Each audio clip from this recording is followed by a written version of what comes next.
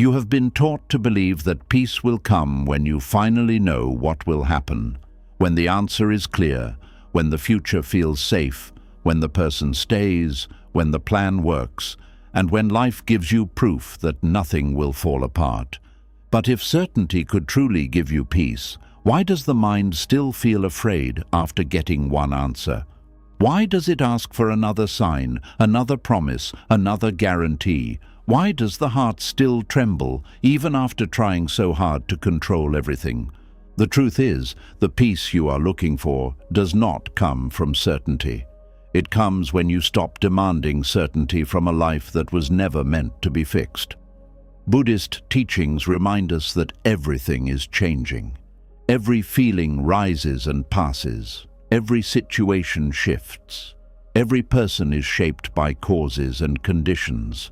Nothing stays exactly as the mind wants it to stay.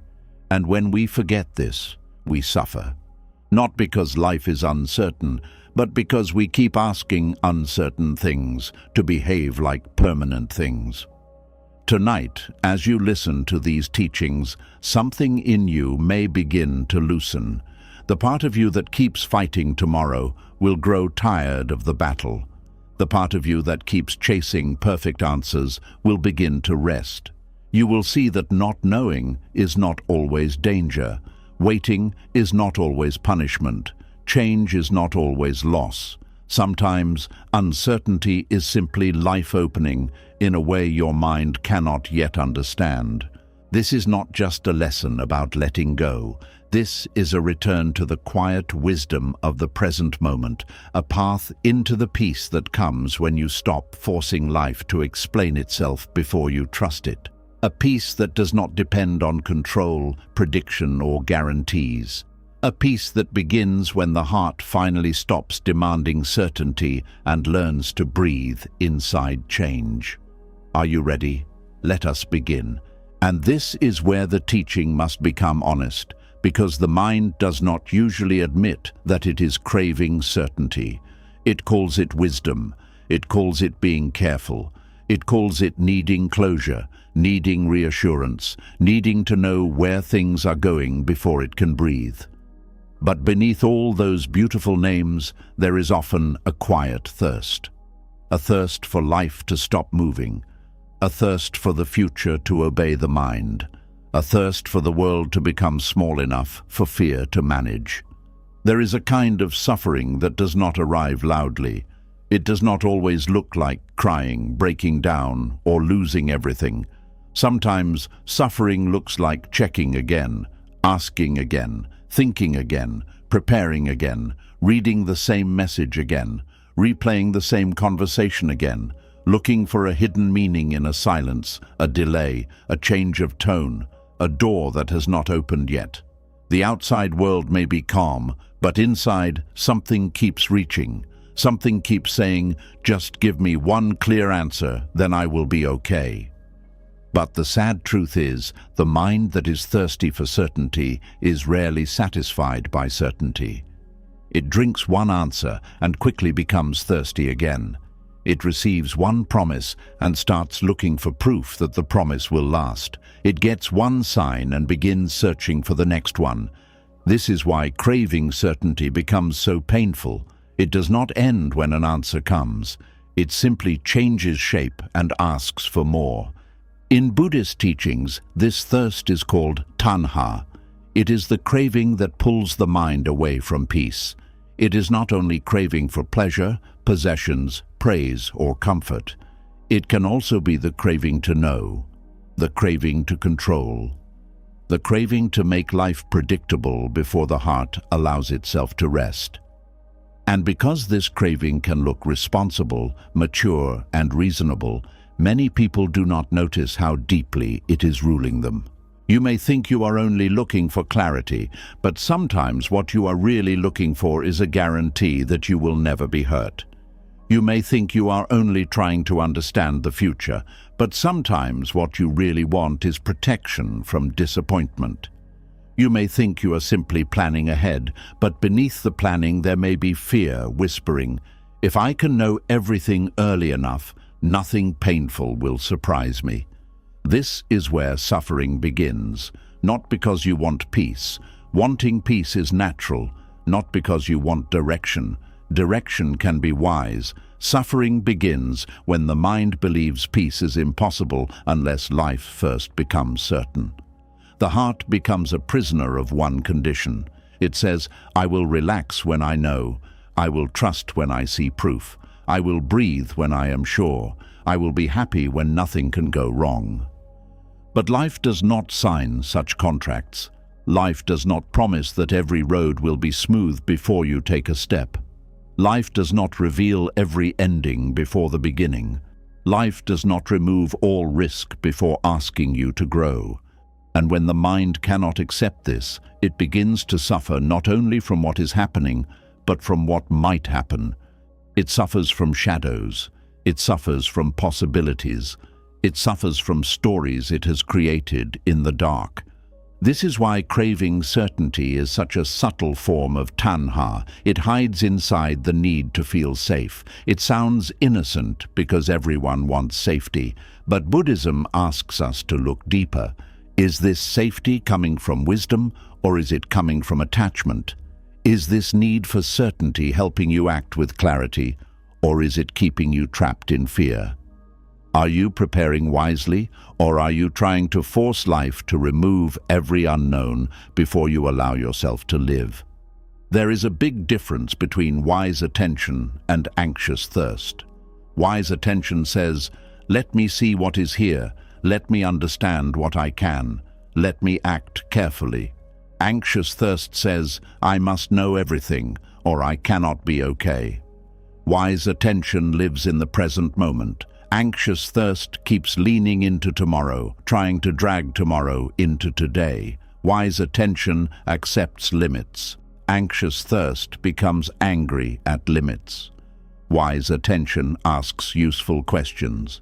Anxious thirst asks the same question again and again, not because it wants truth, but because it wants relief. And relief is not the same as freedom. This is one of the most important things to understand. When the mind is craving certainty, it often mistakes temporary relief for true peace.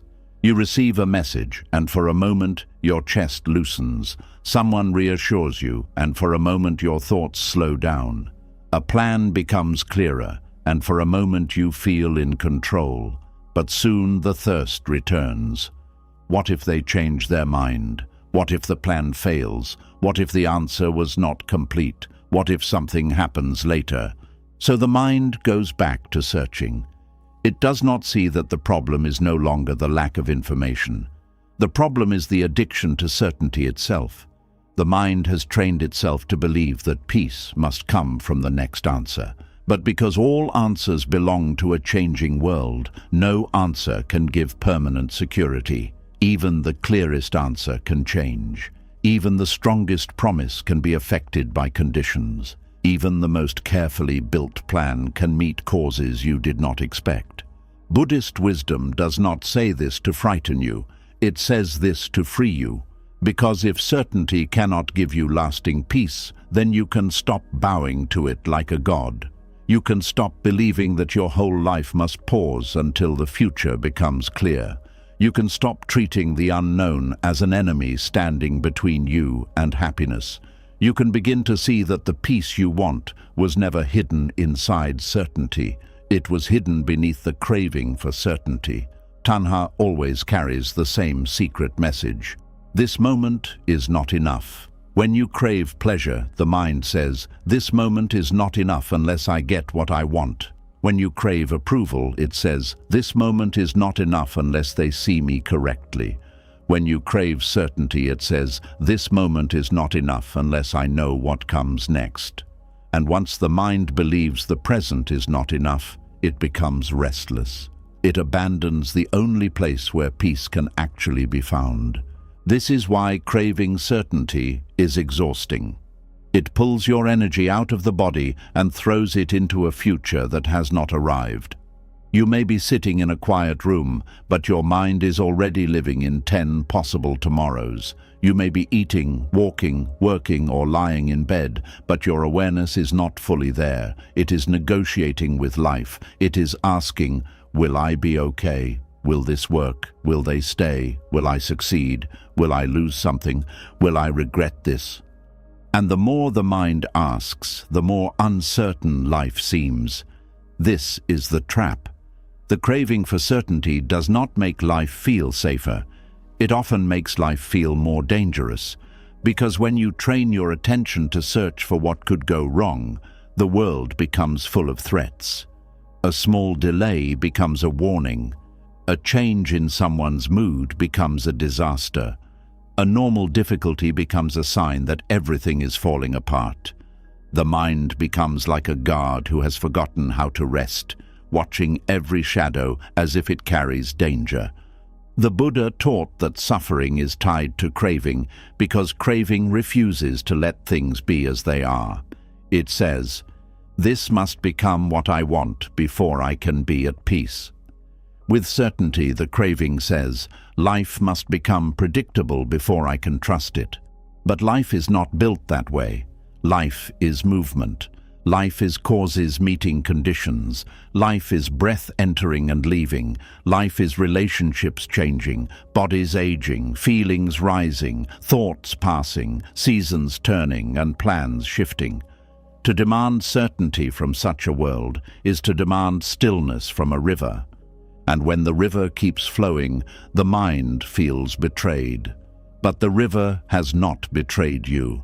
It is only being a river. Life has not failed you by being uncertain. It is only being life. The suffering comes from asking life to become something it has never been. This does not mean you should become careless. Buddhism is not teaching you to stop planning, stop choosing, stop caring, or stop protecting your well-being. That would not be wisdom. That would be confusion. The point is not to throw away responsibility. The point is to release the thirst that turns responsibility into inner slavery.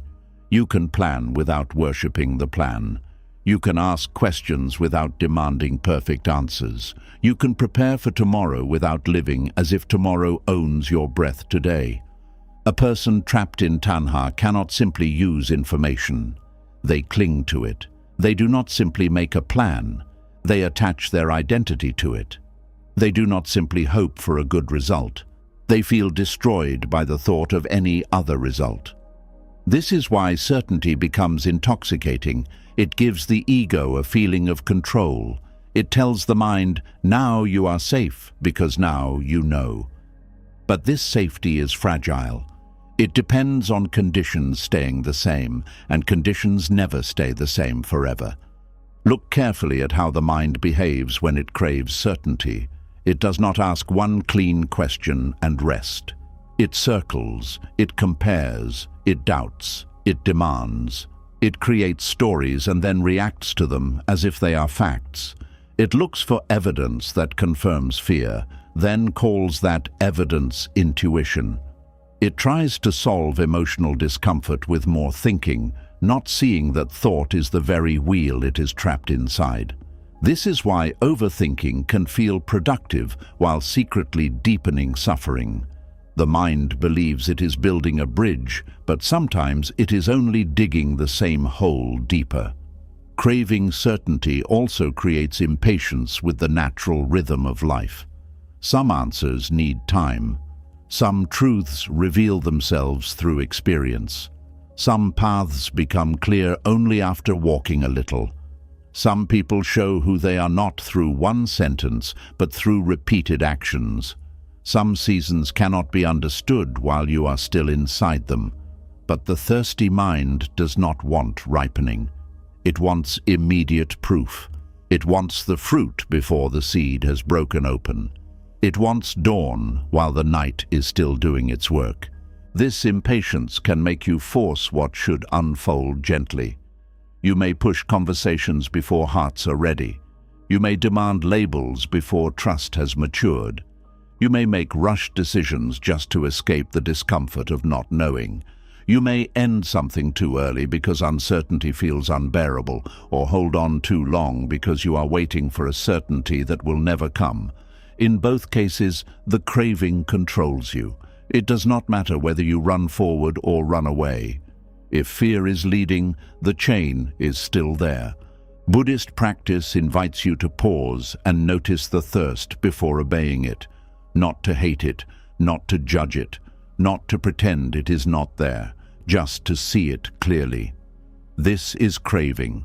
This is the mind wanting certainty. This is the body feeling unsafe. This is fear asking life to become fixed. The moment you name it with mindfulness, space begins to open.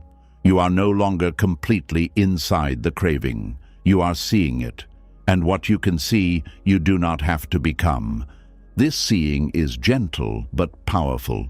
It allows you to ask, what is actually happening right now? Not what might happen, not what fear predicts, not what memory warns. What is here now? Is there a breath? Is there ground under the body? Is there one wise action available? Is there a truth I can face without needing the whole future to be revealed? This question brings the mind back from thirst to presence. The craving for certainty often grows strongest when the heart has forgotten how to stay with discomfort.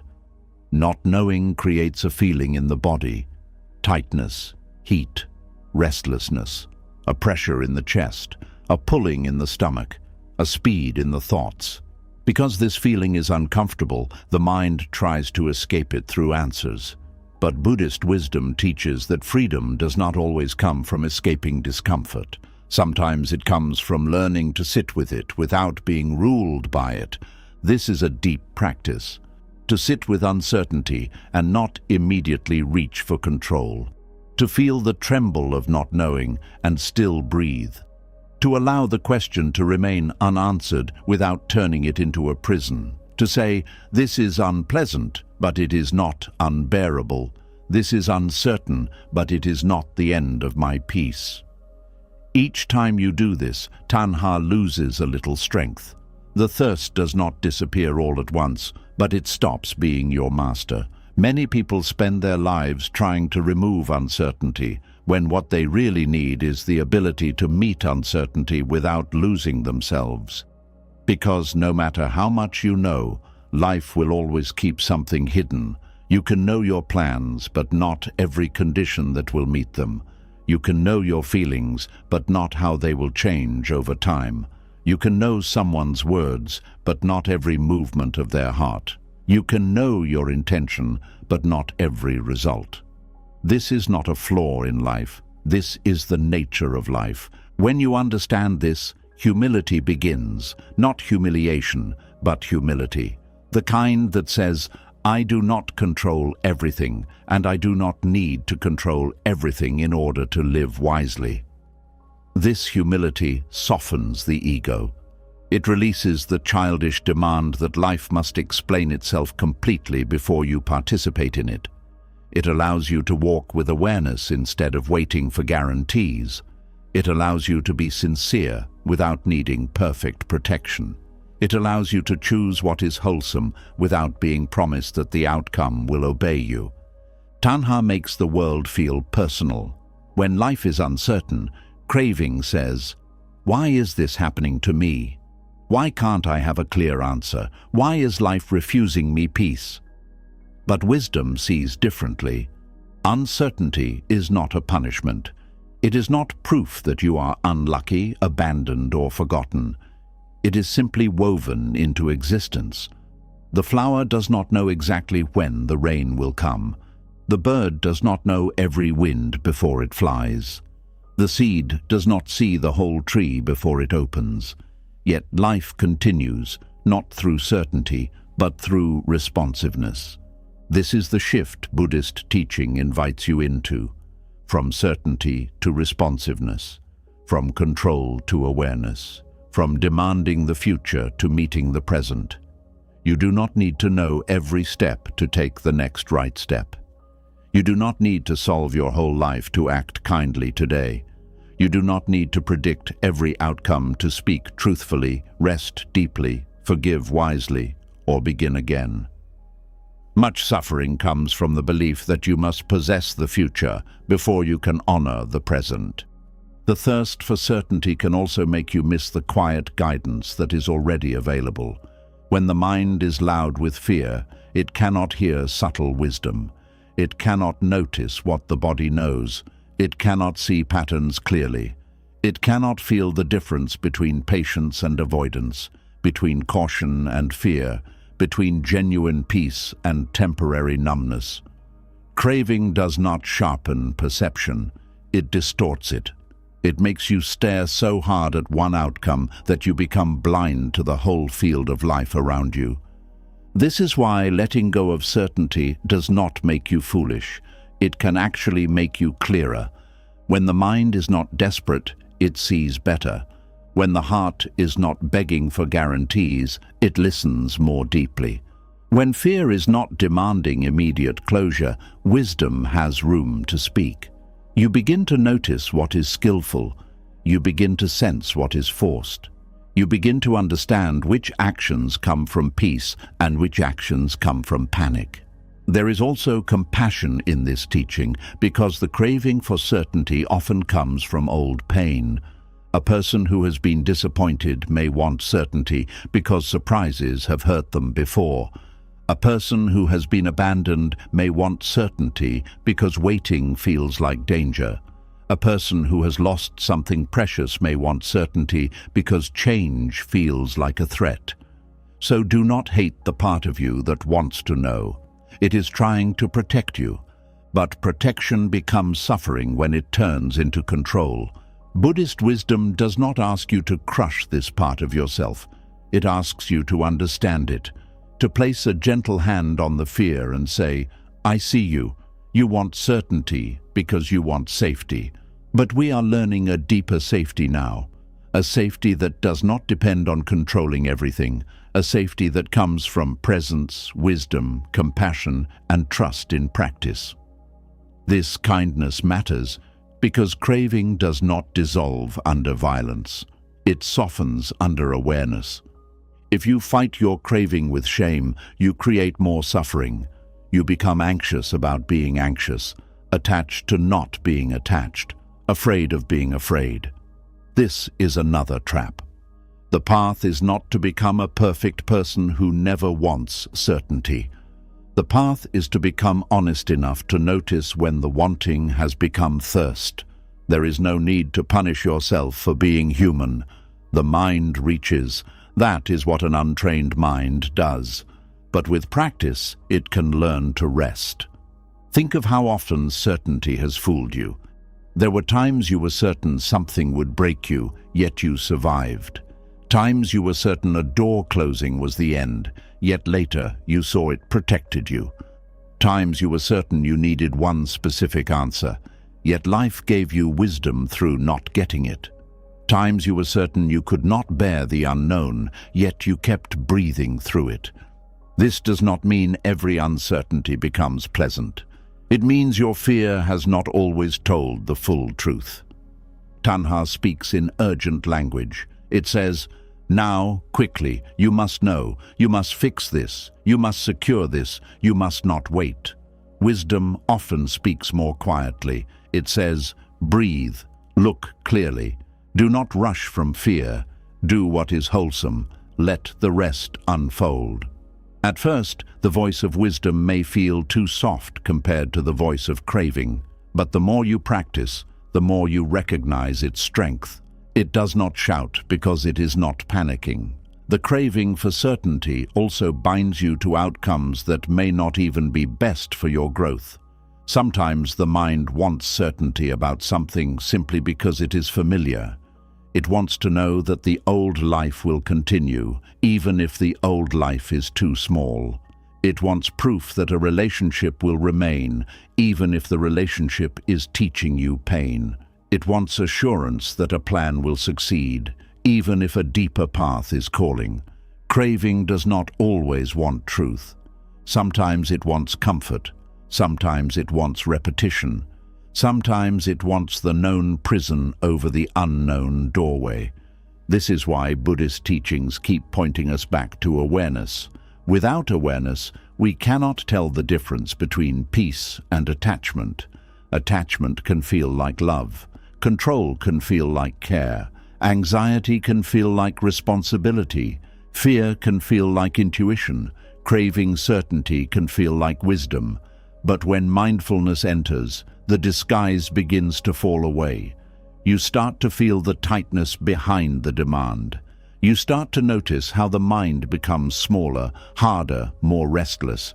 You begin to understand that true peace does not have the flavor of gripping. Peace has space in it. Peace can act, but it does not panic. Peace can care, but it does not cling. Peace can ask, but it does not demand that life answer on its schedule. Peace can make plans, but it does not collapse when plans change. Peace can love, but it does not try to turn another person into a possession. Peace can hope, but it does not make hope a chain around the throat. When craving certainty becomes tanha, the heart loses its flexibility. It becomes stiff. It says, only this outcome, only this answer, only this timing, only this version of life. And anything outside that narrow demand feels like suffering. But when the heart becomes less thirsty, it becomes more spacious. It can still prefer, it can still choose, it can still care deeply. But it is no longer destroyed by every movement of life. It learns to bend without losing its root. This is the beginning of freedom. Not the freedom of knowing everything, but the freedom of not needing to know everything before you return to yourself. Not the freedom of controlling every outcome, but the freedom of meeting outcomes with a steady mind. Not the freedom of removing all uncertainty, but the freedom of no longer treating uncertainty as proof that peace is impossible. And this freedom begins in very small moments, when you want to check again, but instead you breathe first. When you want to demand an answer, but instead you listen to the fear underneath. When you want to rush a decision just to escape discomfort, but instead you allow the mind to settle. When you want to build a whole painful story from one unclear sign, but instead you return to what is actually known. These small moments are not small on the path. They are where the chain of craving begins to weaken. The mind may still ask, but what if I let go and things go wrong? This is the question fear loves most.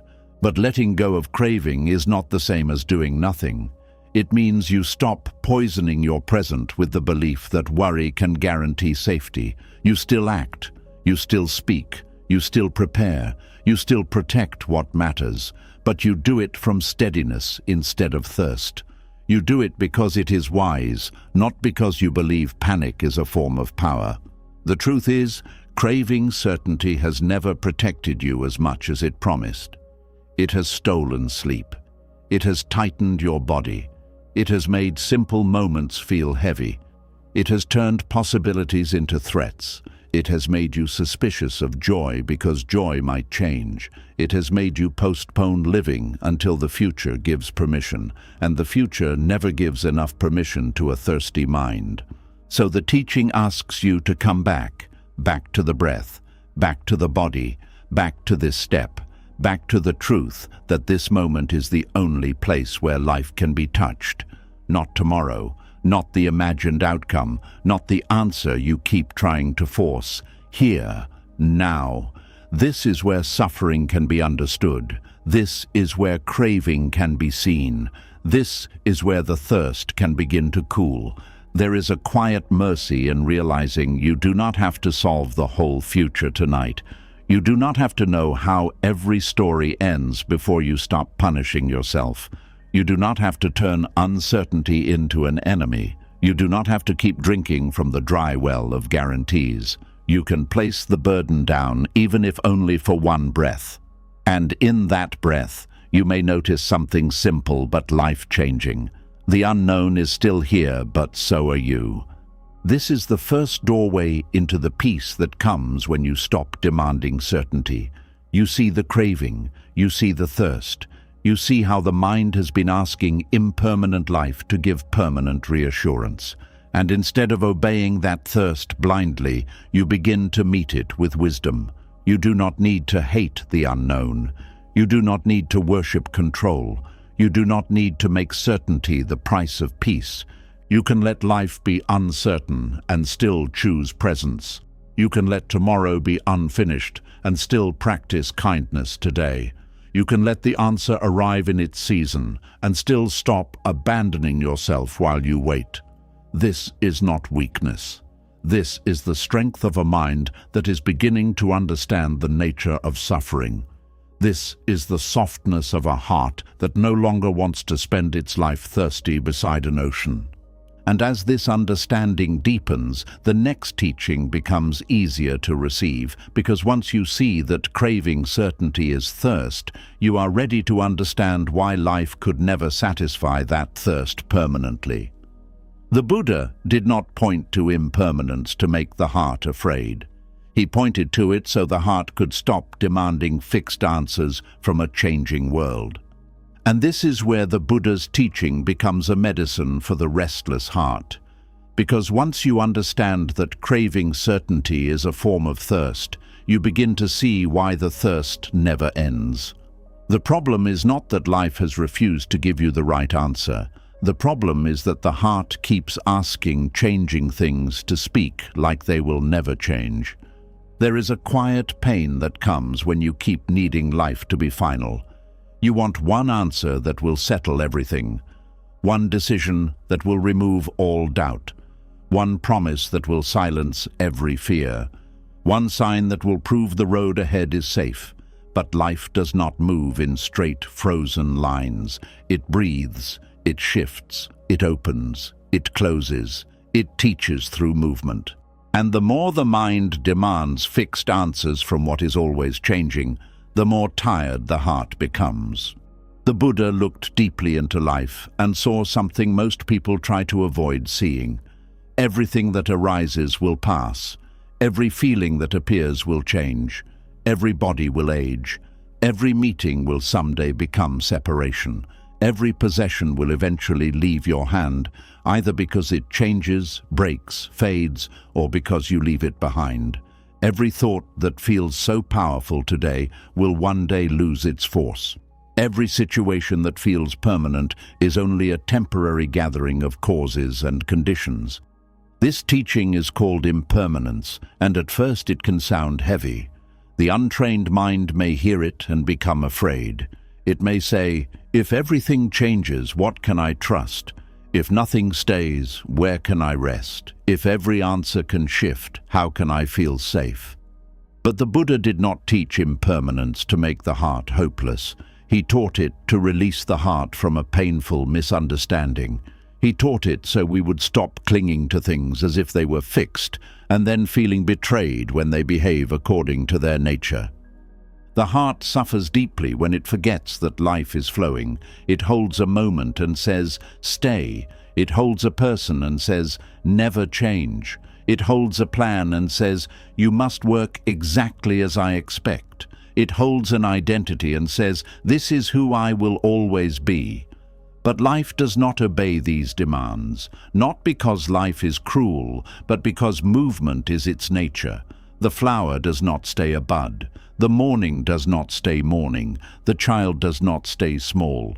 The body does not stay young. The mood does not stay the same. The path does not always stay visible. When the heart understands this, something begins to soften. It no longer treats change as an insult. It no longer treats uncertainty as proof that something is wrong. It begins to see that fixed answers are often a dream the fearful mind creates, because it does not yet know how to stand peacefully inside movement. The heart stops saying, "Give me an answer that will never change." It begins to ask a wiser question. How can I meet what is here with clarity, kindness, and steadiness? This shift is powerful because it returns you to reality. Not the reality your fear wants, but the reality that can actually be lived. A fixed answer may comfort the mind for a short time, but it cannot protect you from the nature of life. Even if someone tells you everything will be fine, conditions can still change. Even if a plan looks perfect, new causes can arise. Even if you feel certain today, tomorrow may show you something your mind could not see. This does not mean you should distrust everything. It means you should stop forcing trust to depend on permanence. The Buddha's teaching on impermanence helps the heart mature. A young, frightened heart wants life to guarantee safety before it opens. A wiser heart learns that safety is not found in freezing life. Safety is found in knowing how to return to awareness when life moves. This is not easy, but it is freeing. Because once you stop needing everything to be fixed, you no longer break every time something shifts. Look at your own life, and you will see this truth everywhere. There were problems that once felt endless, yet they changed. There were emotions that once felt unbearable, yet they passed. There were people you thought you could never live without, yet somehow life continued. There were fears that filled your whole mind, yet today they may only be memories. There were desires that once controlled you, yet now they do not even move your heart. This is impermanence, not as an idea, but as your lived experience. And if painful things change, then pain is not the whole truth. If joyful things change, then joy must be loved without being possessed. If confusion changes, then you do not need to turn confusion into your identity. If certainty changes, then certainty cannot be the ground of peace. The ground must be deeper. The ground must be awareness. The ground must be wisdom. The ground must be the ability to meet change without becoming lost inside it. This is where many people misunderstand impermanence. They think it means nothing matters because nothing lasts. But Buddhism does not teach that nothing matters. It teaches that everything matters more tenderly because it does not last in the way the ego wants. A conversation matters because it is not guaranteed forever. A breath matters because it is brief. A peaceful morning matters because it is a gift, not a possession. A relationship matters because it is alive, not because it can be controlled. Your life matters not because it is permanent, but because it is precious. When the heart sees impermanence clearly, it stops demanding fixed answers and begins to practice sincere presence. Instead of asking, "Will this last forever?" it asks, "How can I meet this moment wisely?"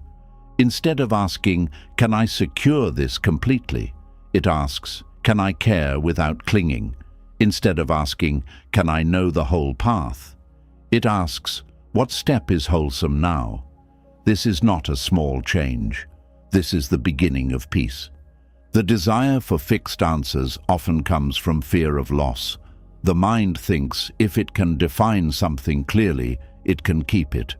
If it can label the relationship, it can prevent abandonment. If it can predict the future, it can prevent disappointment. If it can understand the reason for everything, it can prevent pain. But labels do not stop change. Predictions do not stop conditions. Explanations do not stop life from moving. They may help for a moment, but they cannot give the heart what only wisdom can give. Wisdom teaches you to stop confusing clarity with control. Clarity is seeing what is present. Control is demanding that what is present must never move. Clarity is helpful. Control becomes suffering. You can have clarity about your values, your actions, your boundaries, your intentions, and the kind of life you want to cultivate. But you cannot have complete control over outcomes, other people's hearts, time, health, aging, loss, or every condition that shapes tomorrow. When the heart accepts this, it does not become weak. It becomes honest. Honesty brings relief. You no longer have to pretend that you can hold the whole sky in your hands. You no longer have to exhaust yourself trying to secure what was never fully yours to secure. You no longer have to hate yourself for not being able to predict what no human being can fully predict. You can simply stand in the truth of being human. Limited, tender, aware, learning, changing. And in that truth, the heart becomes less violent toward life. The demand for fixed answers is often a hidden argument with impermanence.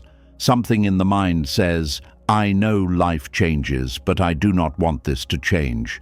I know people are uncertain, but I want this person to be completely predictable.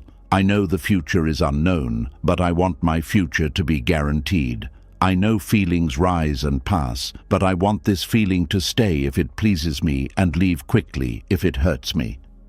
This argument is exhausting because reality always wins. The Buddha did not ask us to believe in impermanence only as a spiritual concept. He asked us to observe it directly. Sit quietly, and you will see it. The breath comes and goes. Sensations appear and fade. A sound arises and disappears. A thought enters, changes, and leaves. A feeling grows strong, then weakens. Even the one who is watching is not the same from moment to moment. Attention brightens, dulls, wanders, returns. Nothing in direct experience stays still. When you practice seeing this, the heart begins to trust change differently. Not because change always feels pleasant, but because change becomes familiar. You stop being shocked by it. You stop building your whole piece on the hope that nothing will shift. You begin to understand that life has always been moving, even when you were not paying attention. What you called stability was often just slow change. What you called certainty was often just a temporary arrangement that had not yet revealed its movement. This realization can humble the mind. It shows you that many fixed answers are not truly fixed. They are snapshots. They capture one moment in a living process. Someone may say what they feel today, and it may be true today, but feelings are shaped by conditions. A plan may be wise today and still need adjustment tomorrow. A belief may support you now and later become too small for what life teaches you. This does not make everything false. It means truth must be met with presence, not possession. The heart that understands impermanence becomes less desperate to trap life in conclusions. It no longer needs every question to become a cage. Some questions are meant to guide attention, not produce instant certainty. Some unknowns are meant to teach patience, not panic. Some delays are not denials, but ripening. Some endings are not punishments, but transitions. Some confusion is not failure, but the mind shedding an old way of seeing. When you demand fixed answers, you often rush past the wisdom that uncertainty is trying to reveal. You want to know whether something will work, but you do not pause to ask whether it is wholesome. You want to know whether someone will stay, but you do not ask whether the connection is rooted in respect. You want to know whether the future will reward you, but you forget to ask whether your present actions are aligned with peace. Impermanence brings you back to what can actually be practiced now. This is why Buddhist teachings do not simply say, everything changes, and leave you there. They point you towards skillful living inside change. Since everything is impermanent, be careful with your actions. Since words can wound and heal, speak with awareness. Since relationships are fragile, treat people with kindness while they are here. Since the body is changing, care for it without worshipping it. Since anger passes but consequences may remain, pause before acting from fire. Since life is uncertain, do not postpone compassion. Impermanence makes fixed answers less important than wise responses.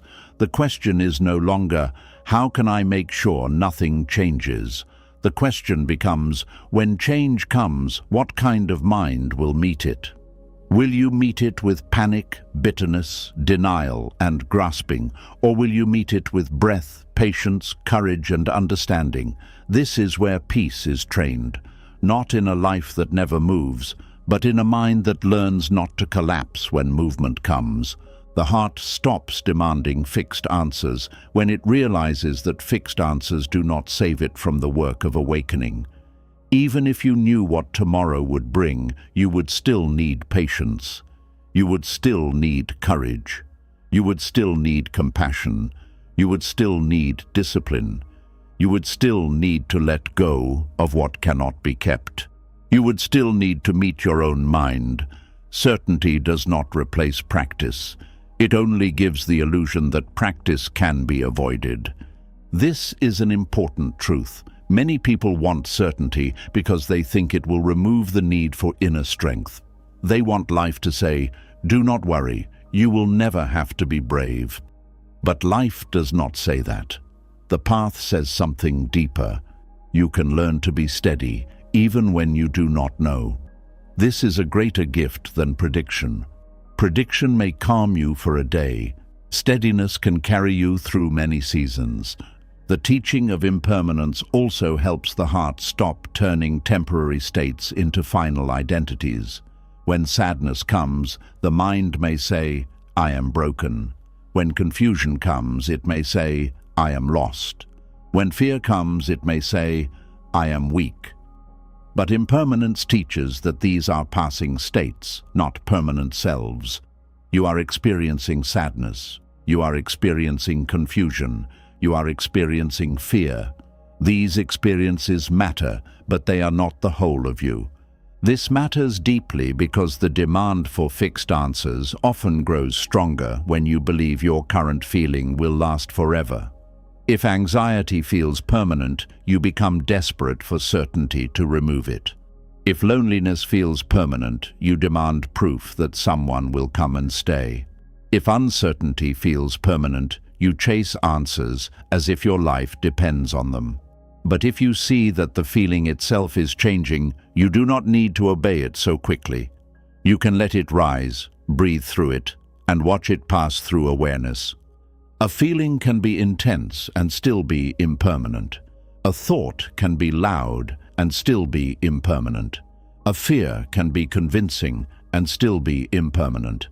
This does not mean you ignore them. It means you stop treating them as kings. You listen, but you do not surrender your whole life to them. You make room for them, but you do not build a permanent house inside them. This is how the heart begins to regain its dignity. When the Buddha taught impermanence, he was also teaching freedom from the false promise of finally. The mind loves the word finally. Finally, when I get this answer, I will rest. Finally, when this person chooses me, I will feel worthy. Finally, when the money is enough, I will stop fearing. Finally, when the future is clear, I will be present. But the moment called, finally, keeps moving. Each certainty creates a new uncertainty. Each answer opens another question. Each achievement introduces another thing to protect. Impermanence exposes this chase. It shows that if peace depends on final security, peace will always remain delayed. There is no final arrangement in a changing world that can satisfy a clinging mind forever. The house needs care. The body needs care. The relationship needs care. The mind needs care. The path needs care. Everything alive requires attention, not possession. This is not bad news. It is an invitation to stop waiting for a frozen finish line before you live. The heart that understands impermanence begins to make peace with process. It no longer says, "I must arrive before I can breathe." It learns to breathe while becoming. It learns to practice while waiting. It learns to love without owning. It learns to plan without hardening. It learns to begin without needing to see the whole ending. This is a softer way to live, but it is not passive. It requires great courage to participate in life without demanding that life become predictable first. There is also a deep kindness in impermanence. Because if everything changes, then your mistakes can become teachers. Your pain can become wisdom. Your fear can become compassion. Your confusion can become humility. Your grief can become tenderness. The person you have been does not have to be the person you remain. No state is final. No wound has to become your entire identity. No failure has to be the last word. The same truth that takes away false security also opens the door to transformation. This is why impermanence is not only about loss, it is also about possibility. Because things change, healing is possible. Because thoughts change, freedom is possible. Because habits change, discipline is possible. Because understanding changes, awakening is possible. If everything were fixed, suffering would be fixed too. But because life moves, the heart can learn a new way. So when the mind demands a fixed answer, Buddhist wisdom gently asks, are you looking for truth, or are you looking for something that will never ask you to grow? This question can feel uncomfortable, but it is liberating. Sometimes the answer you want is not really truth. It is a wall. It is a way to avoid the vulnerability of living. It is a way to avoid trusting your own capacity to respond. It is a way to avoid feeling the movement of life. The heart becomes peaceful not when it knows everything, but when it stops making knowledge a condition for peace. It can say, I do not know yet, and still I can breathe. I do not know yet, and still I can act with kindness. I do not know yet, and still I can refrain from harming myself with stories. I do not know yet, and still I can stay close to the present moment. This is the quiet strength that impermanence teaches. This strength grows through practice, not through force. Each day gives you opportunities. A plan changes. A message does not come. A mood shifts. A hope takes longer than expected. A person behaves differently from what you predicted. The weather turns. The body feels tired. The mind becomes restless. These are not interruptions to practice. They are practice. Every small change is a bell calling you back to the teaching. This too is changing. Can I meet it without clinging? Can I respond without demanding that it become fixed? In this way, ordinary life becomes a monastery. The kitchen, the phone, the road, the workplace, the bedroom, the quiet hours of the night, all become places where impermanence teaches you. You do not have to wait for perfect silence to practice. You practice when something does not go your way. You practice when an answer is delayed. You practice when your own heart changes and you do not understand why. You practice when life refuses to become the shape your mind expected. And little by little, the heart stops taking uncertainty personally. It stops saying, this should not be happening. It begins to say, this is what has arisen. Let me meet it wisely. That sentence carries freedom.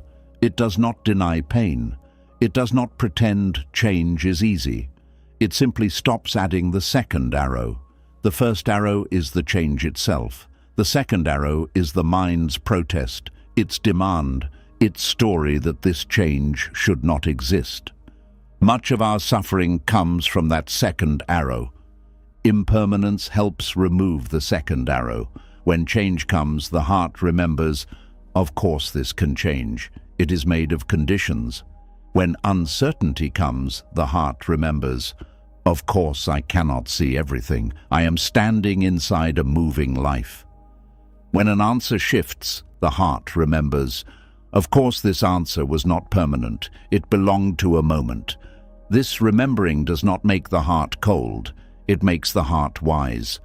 Some people fear that accepting impermanence will make them love less. But the opposite is often true. Clinging makes love anxious. It turns people into possessions and moments into things to defend. Awareness of impermanence makes love more present. It helps you listen while someone is speaking, because you know this conversation will not return in the exact same form. It helps you forgive sooner, because pride wastes precious time. It helps you appreciate what is here, because you are no longer hypnotized by the demand that it must last forever to be meaningful. The heart that accepts impermanence does not become detached in a cold way. It becomes tender without being trapped. It can hold life like a bird resting in an open palm. Gentle enough to care, open enough not to crush. This is very different from indifference. Indifference says nothing matters. Wisdom says this matters, and because it changes, I will meet it with care rather than control. This is why the Buddha's teaching helps the heart stop demanding fixed answers. It does not shame the heart for wanting safety. It simply shows the heart where safety cannot be found. It cannot be found in making all things permanent. It cannot be found in forcing people never to change. It cannot be found in knowing every outcome before it arrives. It can be found in understanding reality clearly, in training the mind, in softening attachment, and in returning again and again to the present. The present moment is not fixed either, but it is real, it is alive, it is touchable, it is where the breath happens, it is where choice happens, it is where compassion happens, it is where wisdom can be practiced. The future may be unknown, but the present offers one clear invitation. Wake up here, be kind here, act wisely here, release what you cannot hold here. This is enough for the next step. And perhaps this is the peace the heart has been searching for all along. Not the peace of a life that never changes, but the peace of no longer being at war with change. Not the peace of fixed answers, but the peace of a flexible mind. Not the peace of guarantees, but the peace of trust in practice. Not the peace of owning the future, but the peace of belonging fully to this breath. When the heart stops demanding fixed answers, it does not stop caring about the direction of life. It simply stops making direction into a prison. It learns to walk with open eyes. It learns to bow to what cannot be controlled. It learns to make wise effort without turning effort into fear. It learns to let answers come when conditions are ready. It learns that some doors open through patience, some truths appear through time, and some peace becomes visible only after the demand for certainty has grown quiet. This is the beautiful discipline of impermanence.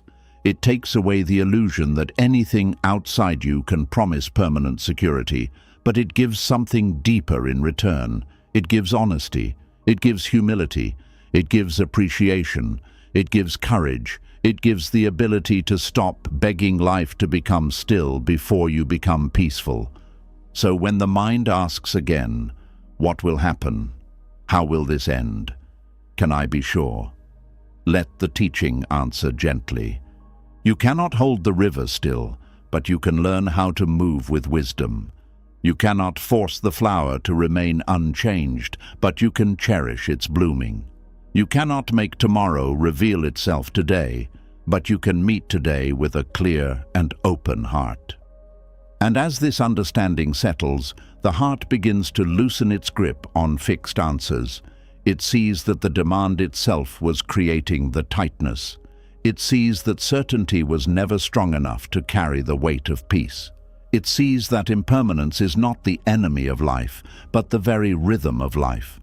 And when the heart stops fighting that rhythm, something quiet returns. A breath without argument, a moment without demand, a trust that does not need to see the whole road before taking the next step. This is how impermanence becomes a doorway to freedom. Not by giving you the fixed answer you wanted, but by freeing you from the need to have one before you can rest. Not by making life predictable, but by making your heart less afraid of movement. Not by removing uncertainty, but by teaching you that uncertainty has always been part of the path. And from here, the next truth becomes even clearer, because once the heart sees that life is impermanent, it must also understand why clinging to what is changing by nature creates suffering. The pain is not only in change itself. The deeper pain begins when the mind grabs what was never meant to be held tightly and then wonders why its hands are bleeding. And this is where the teaching enters the heart with even more honesty, because the pain is not always in the thing that changes. Sometimes the deepest pain is in the grip. The mind holds a person, a season, a feeling, a plan, a memory, or an identity, and it whispers, "Do not move, do not become different, do not leave the shape I gave you." But everything made of conditions is already moving, and the tighter the mind holds, the more it suffers when life continues to be life. There is a quiet wound that forms when the heart tries to hold moving things with unmoving expectations. At first, clinging can feel like love. It can feel like devotion, loyalty, hope, or care. But if you look closely, you will see the fear hidden underneath it. The fear that if this person changes, you will not know who you are. The fear that if this plan fails, your life will lose meaning. The fear that if this feeling fades, happiness will never return. The fear that if the past becomes only a memory, something sacred has been stolen from you. And because the mind does not want to feel that fear, it tightens its grip. But what happens when you hold too tightly to something alive? You do not preserve it. You damage your relationship with it. A moment cannot be enjoyed when you are afraid of losing it. A person cannot be loved freely when your heart is trying to control every change in them. A blessing cannot nourish you when your mind is already grieving its possible ending. This is why clinging turns even beautiful things into a source of suffering. It does not allow life to be received. It only tries to possess it. The Buddha saw this clearly. He did not say we suffer only because things change. He taught that we suffer because we cling to what changes and then demand that it should not change. This is a very deep difference. Change is part of existence. Clinging is the mind's resistance to that existence. Change is the river flowing. Clinging is the hand trying to freeze the river in its palm. Change is not personal. Clinging makes it personal. Change says, "This is the nature of conditioned things." Clinging says, "This should not be happening to me." And from that small sentence, suffering multiplies. The mind does not simply experience loss, it argues with loss. It does not simply experience uncertainty, it turns uncertainty into an enemy. It does not simply notice that someone has changed. It builds a story that their change means betrayal, abandonment, disrespect, or proof that nothing can be trusted. Sometimes those things may need to be understood clearly, but clinging makes the mind react before it sees. It turns movement into threat before wisdom has a chance to speak. When the mind clings, it does not see things as they are. It sees them through hunger. It sees a relationship not as a living connection between two changing beings, but as something that must protect the ego from loneliness. It sees success not as one condition among many, but as proof of personal worth. It sees youth not as a season of the body, but as something that must be defended at all costs. It sees comfort not as temporary relief, but as a right that life must never disturb. In this way, clinging distorts reality. This is why the mind suffers. It is not touching life directly. It is touching its own demand. It is not meeting the person in front of it. It is meeting the version of that person it wants to keep. It is not living the present moment. It is measuring the present against a fixed picture in the mind. And when reality does not match that picture, the mind feels wounded, even when life is simply moving according to causes and conditions. A changing thing cannot be held as if it were permanent. A feeling cannot be forced to stay because it once made you feel alive. A relationship cannot be made safe through fear. A season cannot be extended through resistance. A role cannot remain forever just because it gave you identity. A body cannot be frozen at one age because the mind is afraid of time. A memory cannot become a home again just because the present feels unfamiliar.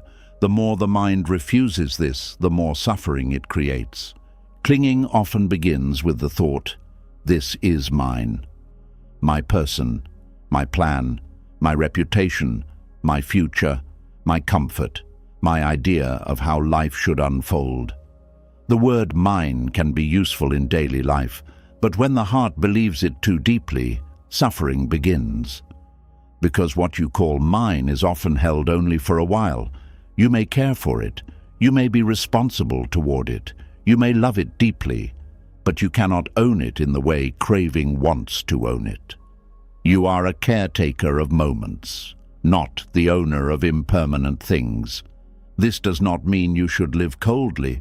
Buddhist wisdom is not asking you to stop loving, stop caring, or stop enjoying what is beautiful. It is asking you to stop confusing love with possession. Love says, "May this being be well." Clinging says, "May this being make me feel safe." Love pays attention. Clinging monitors. Love gives space for truth. Clinging demands a performance. Love accepts that the other is alive and changing. Clinging wants the other to remain useful to your fear. The difference is subtle, but the suffering is not. When the mind clings to someone, it often stops seeing them clearly. It begins to see only what it needs from them. It needs them to stay the same, speak the same, feel the same, choose the same, reassure the same. If they become tired, quiet, distant, confused, or simply different, the clinging mind panics. It does not first ask, "What is happening here?" with compassion and clarity. It asks, "What does this mean for me?" This is how attachment narrows the heart. It turns another person's movement into a personal earthquake. And sometimes the person has not even truly changed. Sometimes the mind is clinging so tightly that normal human shifts feel like danger. A delayed reply becomes rejection. A tired tone becomes loss. A need for space becomes abandonment. A different opinion becomes betrayal. The mind suffers not only from reality, but from the stories it creates around reality. Clinging feeds those stories because it is always searching for proof that what it holds might disappear. This is one of the hidden punishments of attachment. The more you cling, the less you can enjoy what is here. If you cling to love, you become afraid inside love. If you cling to success, you become anxious inside success. If you cling to beauty, you become threatened by time. If you cling to praise, you become terrified of criticism. If you cling to peace, you become disturbed by every small discomfort. The thing you wanted to enjoy becomes something you must guard. What was once a gift becomes a burden. The mind says, "I am holding this because it makes me happy." But if holding it creates fear, suspicion, pressure, and exhaustion, then is it happiness or is it dependence? True happiness has openness in it. It can receive without crushing. It can appreciate without demanding forever. It can care without turning care into control. Clinging, on the other hand, carries tension. It says, "I cannot be okay unless this stays exactly as I want." That sentence is the beginning of bondage. The Buddha's teaching points us toward freedom by asking us to examine the grip. Not the object first, but the grip. Because the same object can be met with wisdom or with attachment. Money can be used wisely or clung to as identity. A relationship can be loved sincerely or clung to as emotional survival. A home can be cared for or clung to as proof that life must never change. A belief can guide you or become a cage that prevents deeper seeing. The suffering is not always in the thing itself. It is in the way the mind relates to it. This is why two people can face the same change and suffer differently. One person loses a plan and feels disappointment, but after grieving, they adjust. Another loses a plan and feels as if their whole self has been destroyed. The difference is not that one person cared and the other did not. The difference is the degree of clinging. When identity is tied too tightly to an outcome, change feels like death. When the heart has some space, change still hurts, but it does not erase the whole sky. Clinging makes one part of life feel like the whole of life. That is why it is so dangerous. One person becomes your entire future. One mistake becomes your entire worth. One rejection becomes proof that you are unlovable. One ending becomes proof that joy is over. One delay becomes proof that nothing is working. One season becomes the only season your heart can accept. The mind loses balance because attachment has made its world too small. Buddhist wisdom widens the world again. It reminds you that no single condition can carry your entire peace. No person, no achievement, no answer, no possession, no identity, no plan, no feeling. These things may be meaningful, they may be precious, they may deserve care, but they cannot become the foundation of your freedom because they are all changing. When you place the weight of your peace on what is unstable, suffering is not a mystery. It is the natural result. Think of holding a piece of ice in your hand. At first, you want to preserve it, so you grip harder, but the warmth of the hand melts it faster, and the cold begins to hurt your skin. The harder you hold, the more painful it becomes, and still the ice does not remain. This is how the mind suffers when it clings to what is changing. The grip hurts, and the thing still changes. The resistance exhausts you, and impermanence continues. The demand burns your peace, and life does not become fixed. There is great sadness in this, but also great mercy. Because if the grip is part of the suffering, then the grip can soften. You may not control whether everything changes, but you can learn how to hold life differently. You can learn to receive with gratitude instead of ownership. You can learn to love with presence instead of fear. You can learn to act with sincerity instead of desperation. You can learn to let moments pass without turning their passing into proof that life is against you. The mind resists this because it thinks letting go means losing what it loves. But letting go does not always mean walking away. Sometimes letting go means staying without clinging, caring without controlling, working without obsessing, loving without demanding that love remove all uncertainty, remembering without living inside the past, planning without making the plan your God. Letting go is not the end of relationship with life. It is the purification of that relationship. A clenched hand cannot receive. This is a simple truth, but it carries deep wisdom. When the heart clings too tightly to what it wants, it becomes unable to receive what life is offering now. It cannot receive new insight because it is defending an old conclusion. It cannot receive new love because it is still gripping an old wound. It cannot receive peace because it is clinging to the belief that peace must look a certain way. It cannot receive the present because both hands are full of yesterday and tomorrow. This is why clinging traps the mind in time. It pulls one part of the mind into the past and another part into the future. The past says, keep what you had. The future says, secure what you want. The present becomes ignored, even though it is the only place where awakening can happen. A mind caught in clinging cannot truly arrive. It is always chasing, guarding, regretting, or fearing. It may be physically here, but inwardly it is wrapped around what has gone or what might go.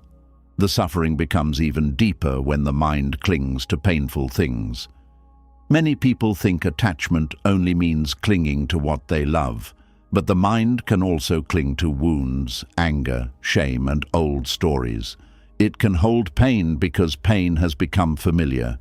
It can hold resentment because resentment gives the ego a feeling of strength. It can hold regret because regret creates the illusion of control over the past. It can hold an old identity because not knowing who you are without it feels frightening. This kind of clinging is especially subtle. A person may say, I want peace, but still keep returning to the same painful memory, the same argument, the same injustice, the same failure. Not because they enjoy suffering, but because the mind believes that if it keeps holding the wound, it will somehow gain power over what happened. But the past cannot be changed by being replayed. The wound cannot heal while it is being reopened every day. Understanding is helpful. Reflection can be wise. But clinging to pain becomes another form of thirst. The mind suffers when it turns memory into identity. Something happened to you, but the mind begins to say, "This is who I am." Someone left, and the mind says, "I am the one who is always left." Something failed, and the mind says, "I am failure." Someone harmed you, and the mind says, "I am permanently damaged." Buddhist wisdom gently interrupts this. It does not deny the pain, it simply refuses to turn a changing experience into a fixed self. The event happened, but the self is not frozen inside it.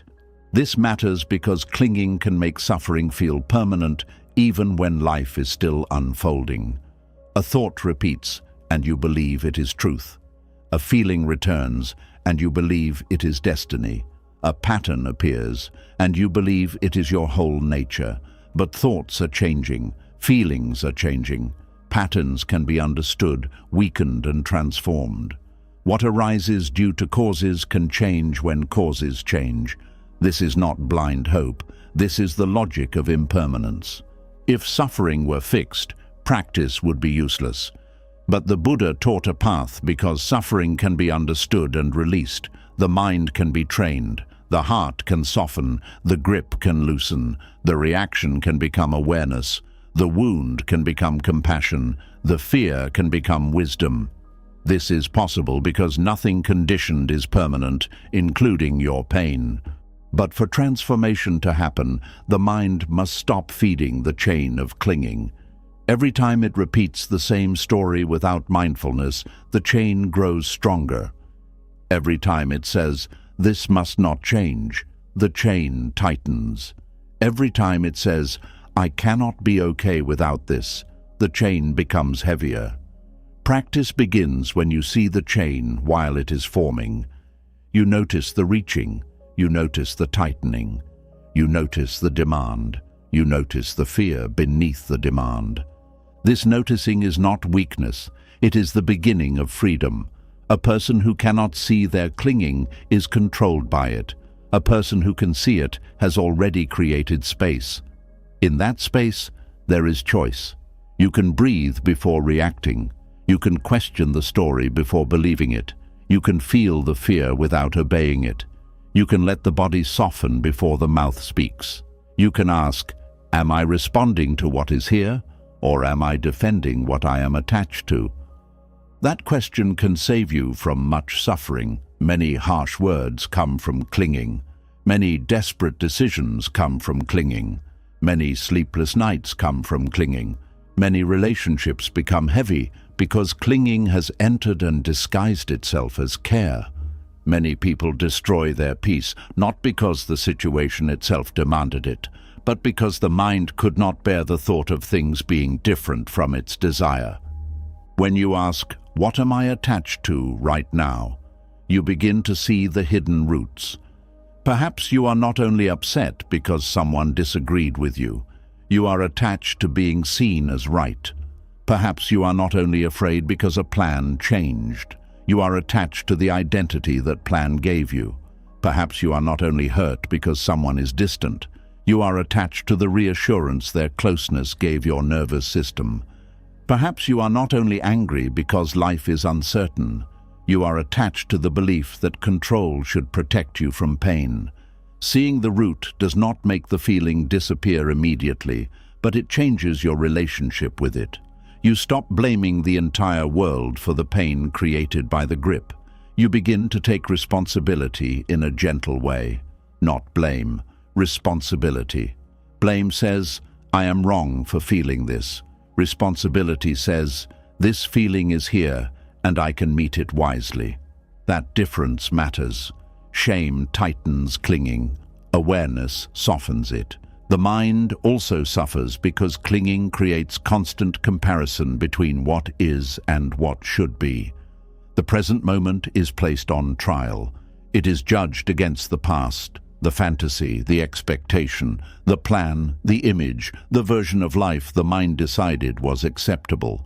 If reality matches the image, the mind relaxes briefly.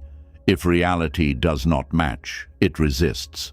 But because reality keeps changing, the mind must keep judging, resisting, and adjusting its fear. This is exhausting. A peaceful mind still has preferences, but it does not turn preferences into laws. It may prefer kindness, stability, health, success, love, and clarity. These are natural human wishes. But when preference becomes demand, suffering begins. "I would like this" is flexible. "This must happen or I cannot be okay" is bondage. Buddhist practice does not remove all preference. It removes the ignorance that turns preference into identity, control, and thirst. This is why non-clinging does not mean not caring. It means caring with wisdom. You can care about your health and still accept that the body changes. You can care about your work and still accept that results depend on many conditions. You can care about someone and still accept that they are not your possession. You can care about the future and still accept that it is not fully under your command. This kind of care is cleaner. It has less fear in it. It allows action without inner violence. Clinging creates inner violence because it keeps saying no to reality, no to aging, no to loss, no to uncertainty, no to another person's freedom, no to the end of a season, no to the natural passing of a feeling. This no may be silent, but the body feels it. The chest tightens, the jaw hardens, the stomach turns, the breath becomes shallow, the mind speeds up. Suffering is not only a thought, it becomes physical. The body carries the war the mind is having with change. When you soften clinging, the body often softens too. The breath deepens, the shoulders lower, the face relaxes. The heart may still ache, but it is not being crushed by resistance. You begin to feel the difference between pain and suffering. Pain may arise because something changed, ended, disappointed you, or touched an old wound. Suffering grows when the mind adds, "This must not be. I cannot allow this. I cannot live unless this becomes different." Pain is part of human life. Suffering is often pain tightened by clinging. This does not mean all suffering is your fault. It means there is a place within suffering where practice can enter. You may not have chosen what happened. You may not have chosen the loss, the betrayal, the delay, the illness, or the disappointment. But you can slowly learn not to wrap your whole identity around it. You can learn not to keep feeding the fire with resistance. You can learn to hold your pain with compassion instead of turning it into a permanent prison. The Buddha's path is deeply practical here. It does not ask you to solve life in theory. It asks you to observe the mind in real time. When something pleasant arises, notice the urge to keep it. When something unpleasant arises, notice the urge to push it away. When something neutral arises, notice the urge to ignore it and search for stronger stimulation. These three movements shape much of ordinary suffering: grasping, rejecting, and dullness. The mind is rarely at rest with what is here. Clinging is the grasping side of this pattern. It says, "Stay." Aversion says, "Go away." Ignorance says, "I do not want to see clearly." Together they keep the wheel turning. When the mind clings to what is changing, it sets itself up for fear while the thing is present, and grief when the thing moves. While you have it, you fear losing it. When it changes, you mourn what you thought should remain. So the mind suffers before, during, and after. This is why attachment is such a heavy bargain. Freedom begins when you experience something without immediately trying to own it. A pleasant moment comes, you enjoy it, you breathe it in. You know it is passing, and that knowing makes you more present, not less grateful. A difficult feeling comes, you feel it, you breathe through it. You know it is passing, and that knowing makes you less afraid, not less honest. A relationship changes, you look clearly, you respond wisely. You know it is conditioned, and that knowing helps you act with dignity instead of panic. Dignity is one of the quiet gifts of non-clinging. When you are not clinging, you do not have to beg life to stay the same. You do not have to chase what is leaving with both hands bleeding. You do not have to reduce yourself to fear in order to keep a situation alive. You can love, grieve, speak, try, repair, and still remain rooted in yourself. You can say, "I care deeply, but I will not turn care into self-abandonment." The mind suffers when it clings because clinging often asks you to abandon yourself for the sake of keeping something else. You ignore your peace to keep approval. You ignore your truth to keep connection. You ignore your body to keep productivity. You ignore your values to keep comfort. You ignore your present life to keep an old dream alive. And each time you abandon yourself, the heart becomes more anxious because deep down it knows something is being betrayed. Non-clinging brings you back to right relationship with yourself. It teaches you to hold things honestly. This is here now. This matters now. This may change. I can meet it with care. I do not need to lose myself inside it. This is a very different way of living. It is not dramatic. It is not cold. It is steady. It allows the heart to participate in life without becoming owned by every condition it meets. One reason clinging is hard to release is that the mind confuses familiar suffering with safety. If you have always worried, peace can feel strange. If you have always controlled, trust can feel unsafe. If you have always held tightly, openness can feel like danger. So when Buddhism teaches letting go, the ego may panic. It may say, if I stop clinging, everything will fall apart. But look carefully. Has clinging truly kept everything together, or has it only kept your fear busy? Many times clinging does not prevent loss. It only prevents peace before loss. It does not guarantee love. It only makes love anxious. It does not stop change. It only makes change feel like an attack. It does not create safety. It only creates the illusion that tension is protection. When the heart sees this clearly, it becomes more willing to loosen. Loosening is not instant.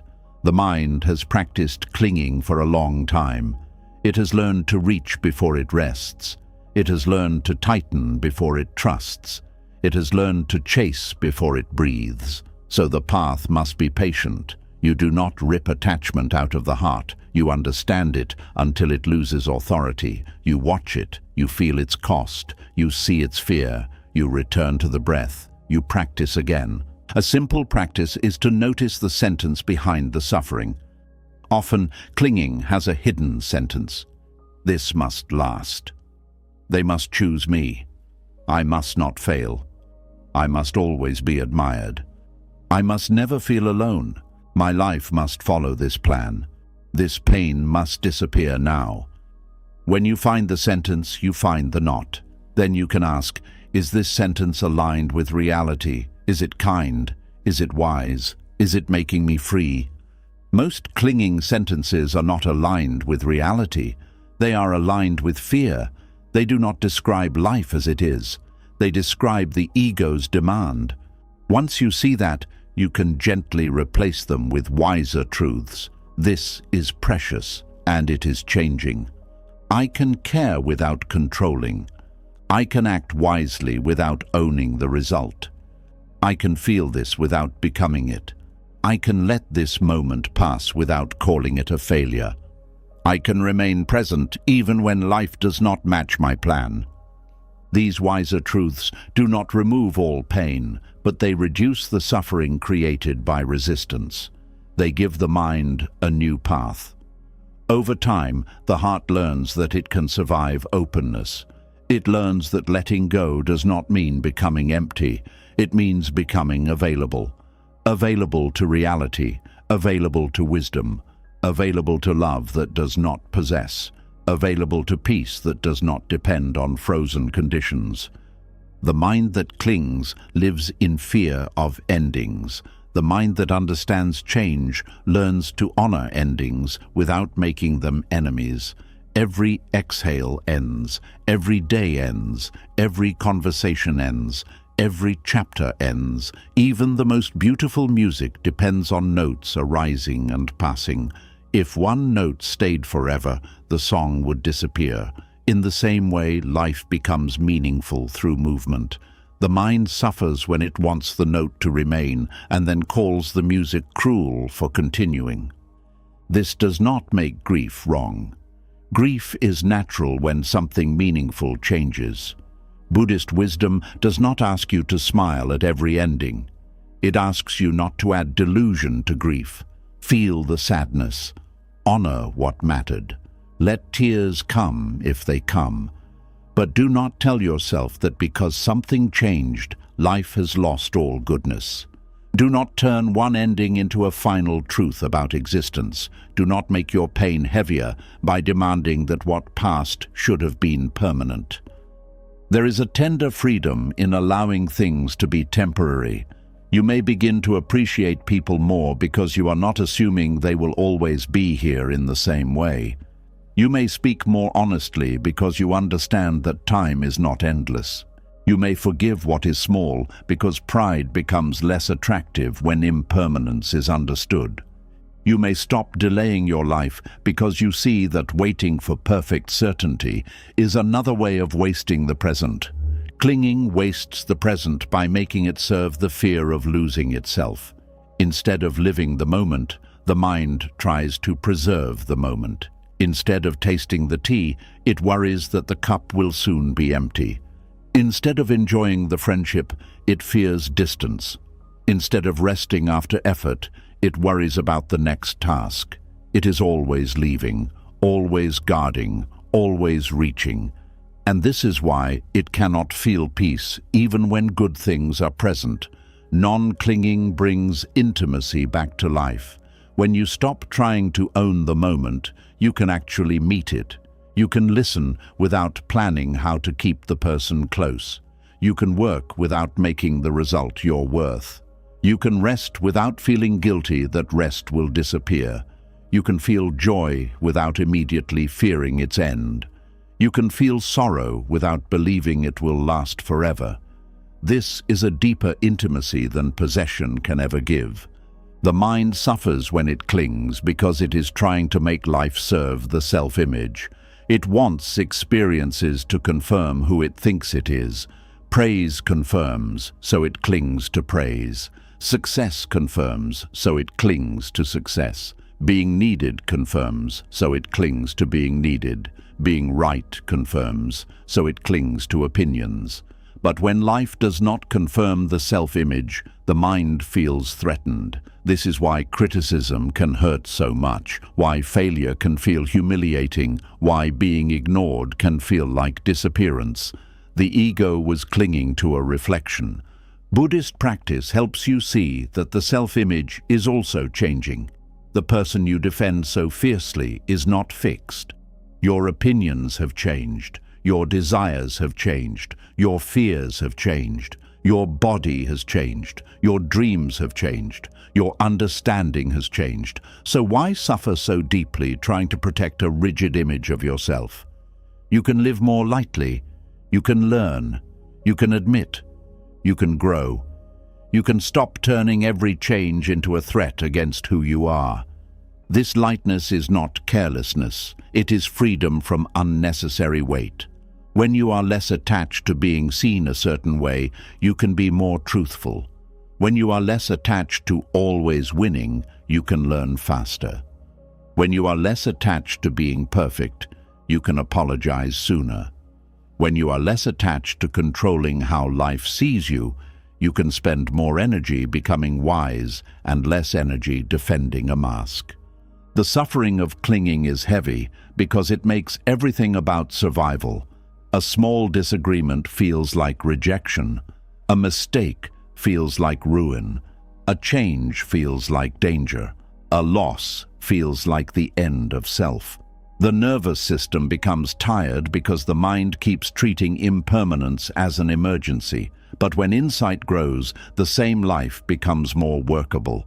Change still comes, but not every change becomes a fire. Pain still comes, but not every pain becomes identity. Uncertainty still comes, but not every unknown becomes an enemy. This is what practice slowly gives you, space between change and reaction. In that space, wisdom can enter. You may still feel the old grip, but you do not have to tighten it. You may still feel fear, but you do not have to let fear speak for you. You may still want the moment to stay, but you can bow to its passing. You may still care deeply, but you can care with open hands. Open hands are not empty hands. They are hands that can receive, bless, release, and receive again. They are hands that do not injure themselves trying to hold the wind.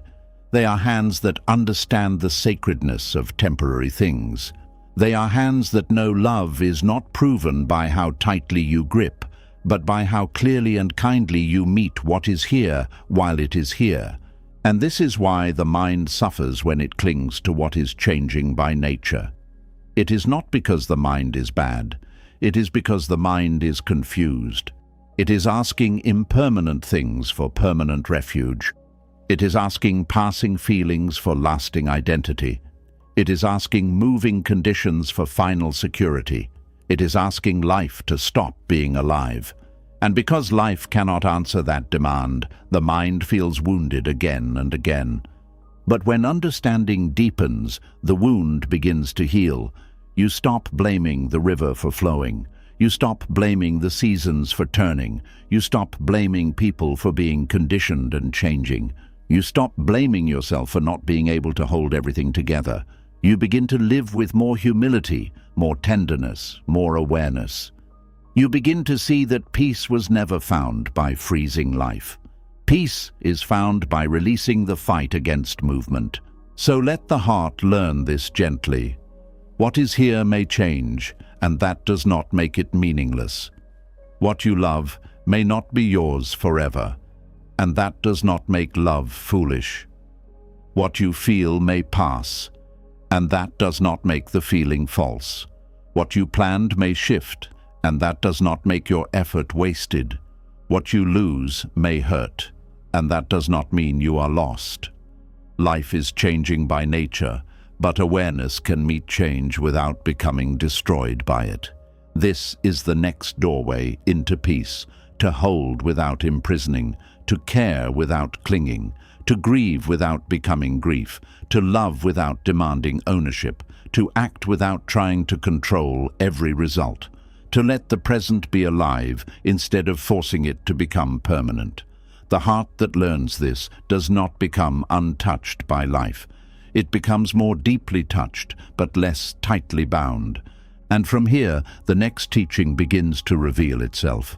Because when you see that clinging to change creates suffering, the practice becomes clear. You cannot stop life from being uncertain, and you cannot stop all things from moving, but you can train the mind to meet uncertainty differently. Instead of reacting with fear, instead of reaching for control, instead of tightening around every unknown, you can learn the Buddhist practice of meeting uncertainty with mindfulness, one breath, one moment, one honest seeing at a time. And this is where the path becomes practical, because seeing the truth is not enough if the mind does not know how to live with it. You may understand that life changes. You may understand that clinging creates suffering. You may understand that certainty cannot be forced from a moving world. But when uncertainty comes close to your own heart, when the answer is delayed, when the road becomes unclear, when the person changes, when the plan trembles, the old fear can still rise like a storm. This is why the Buddha did not only teach wisdom as an idea, he taught practice. He taught a way to meet the unknown without becoming its prisoner. There is a moment before fear takes over. It may be very small, so small that most people miss it. A message is not answered. A plan changes. A result is not yet known. Someone's mood feels different. The body feels a strange sensation. The future looks cloudy. In that tiny space, the mind has a choice. It can run into fear, build stories, tighten the body, search for control, and turn uncertainty into danger. Or it can pause, breathe, notice, and meet what has arisen with mindfulness. That pause is not weak. That pause is the doorway to freedom. Mindfulness is the practice of knowing what is happening while it is happening without being swallowed by it. It is the ability to say, fear is here, without becoming fear. Uncertainty is here, without turning uncertainty into an enemy. The mind wants an answer, without immediately obeying the demand. It is a quiet turning toward reality, instead of running into the stories that fear creates. And in Buddhist practice, this turning is one of the most powerful ways to end unnecessary suffering. Fear becomes strong when it is not seen clearly. It hides inside thoughts and speaks as if it is truth. It says, something bad will happen. It says, you cannot handle this. It says, you must fix this now. It says, if you do not know, you are not safe. When there is no mindfulness, the mind believes these voices immediately. It does not question them. It does not examine them. It follows them like a person running through a dark forest because a shadow moved. But mindfulness lights a small lamp.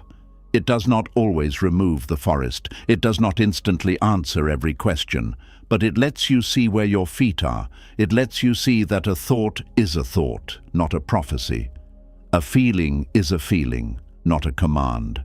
A body sensation is a body sensation, not proof that disaster is near. A delay is a delay, not always rejection. A change is a change, not always destruction. This clear seeing softens fear because fear feeds on confusion. When uncertainty appears, the untrained mind usually leaves the present. It rushes ahead, trying to live tomorrow before tomorrow arrives. It creates scenes that have not happened. It hears conversations that have not been spoken. It feels pain from losses that have not occurred.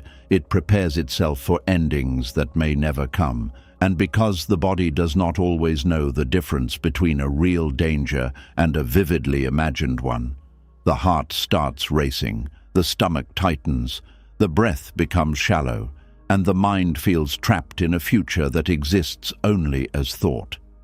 Mindfulness brings the mind back to what is actually happening, not what could happen, not what fear predicts, not what memory warns. What is here now? The breath is here, the body is here, the ground is here, the room is here, the sounds around you are here. The uncertainty may be here too, but it is not the whole world. It is one experience arising in awareness. When you return to this simple truth, the unknown loses some of its power to hypnotize you. This does not mean mindfulness is a trick for pretending everything is fine. Buddhism is not asking you to deny real problems. If something needs action, act. If something needs protection, protect. If something needs honesty, speak. If something needs boundaries, set them. But do not let fear be the one holding the steering wheel. Mindfulness helps you see the difference between what is actually calling for wise action and what is only calling for anxious reaction. Fear says, do something now, even if you do not see clearly. Mindfulness says, first, become present enough to know what should be done. Fear wants speed because it believes speed equals safety. Mindfulness values clarity because unclear action often creates more suffering. Fear reacts from pressure. Mindfulness responds from awareness. These two may look similar from the outside because both may lead to action, but the inner quality is completely different. When you meet uncertainty with fear, the mind becomes narrow. It sees only threat. It forgets patience. It forgets compassion. It forgets that there may be more than one meaning to what is happening. It forgets that not every unknown is a punishment. It forgets that life may still be unfolding. But when you meet uncertainty with mindfulness, the mind becomes wider. It has room to breathe. It can hold more than one possibility. It can wait without collapsing. It can observe without attacking itself. It can say, "I do not know yet, but I can remain awake." This is a deep kind of courage. Most people think courage means destroying fear. But in Buddhist practice, courage often means turning toward fear without letting it rule the mind. You do not need to wait until fear disappears before you practice peace. You practice peace by noticing fear clearly. You practice peace by allowing the body to feel uncertainty without immediately running into control. You practice peace by staying with the breath when the mind wants to run into 100 painful stories. The breath is important because it is always in the present. You cannot breathe yesterday. You cannot breathe tomorrow. Every breath happens now. This is why the breath is such a powerful anchor in Buddhist practice. When uncertainty pulls the mind into the future, the breath brings it back. When fear makes the body tight, the breath creates space. When thoughts become loud, the breath becomes a quiet home. You do not have to force the breath. You simply notice it. Inhaling, you know you are inhaling. Exhaling, you know you are exhaling. The mind may wander, but you return, again and again. This return is the training. Many people think meditation means having no thoughts. So when uncertainty brings many thoughts, they believe they are failing. But mindfulness is not the absence of thoughts. It is the knowing of thoughts. If the mind says, "What if this goes wrong?" Mindfulness knows, a worried thought is here. If the mind says, "I need an answer now," mindfulness knows, craving for certainty is here. If the mind says, "I cannot handle this," mindfulness knows, fear is speaking. This knowing changes everything. It creates distance between awareness and the movement of the mind. Without mindfulness, a thought can become a world. With mindfulness, a thought becomes an object to observe. You do not need to fight it. You do not need to believe it. You do not need to push it away. You can let it arise, stay for a while, and pass. This is how the practice of mindfulness is connected to the teaching of impermanence. You do not only believe thoughts are impermanent, you watch them change directly.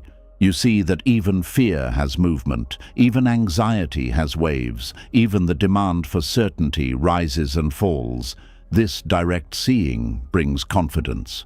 Not the confidence that nothing difficult will happen, but the confidence that you can meet your mind without being destroyed by it.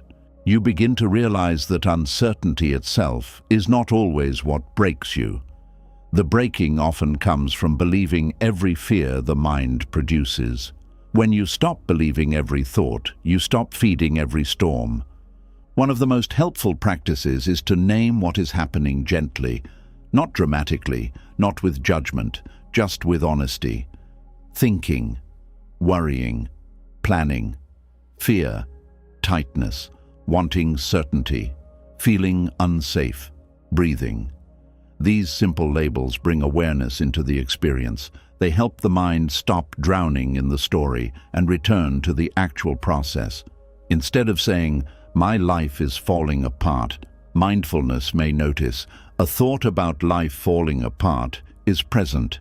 That difference may seem small, but it is the difference between being trapped inside a dream and waking up enough to see the dream as a dream. When you name fear, you do not make it your identity.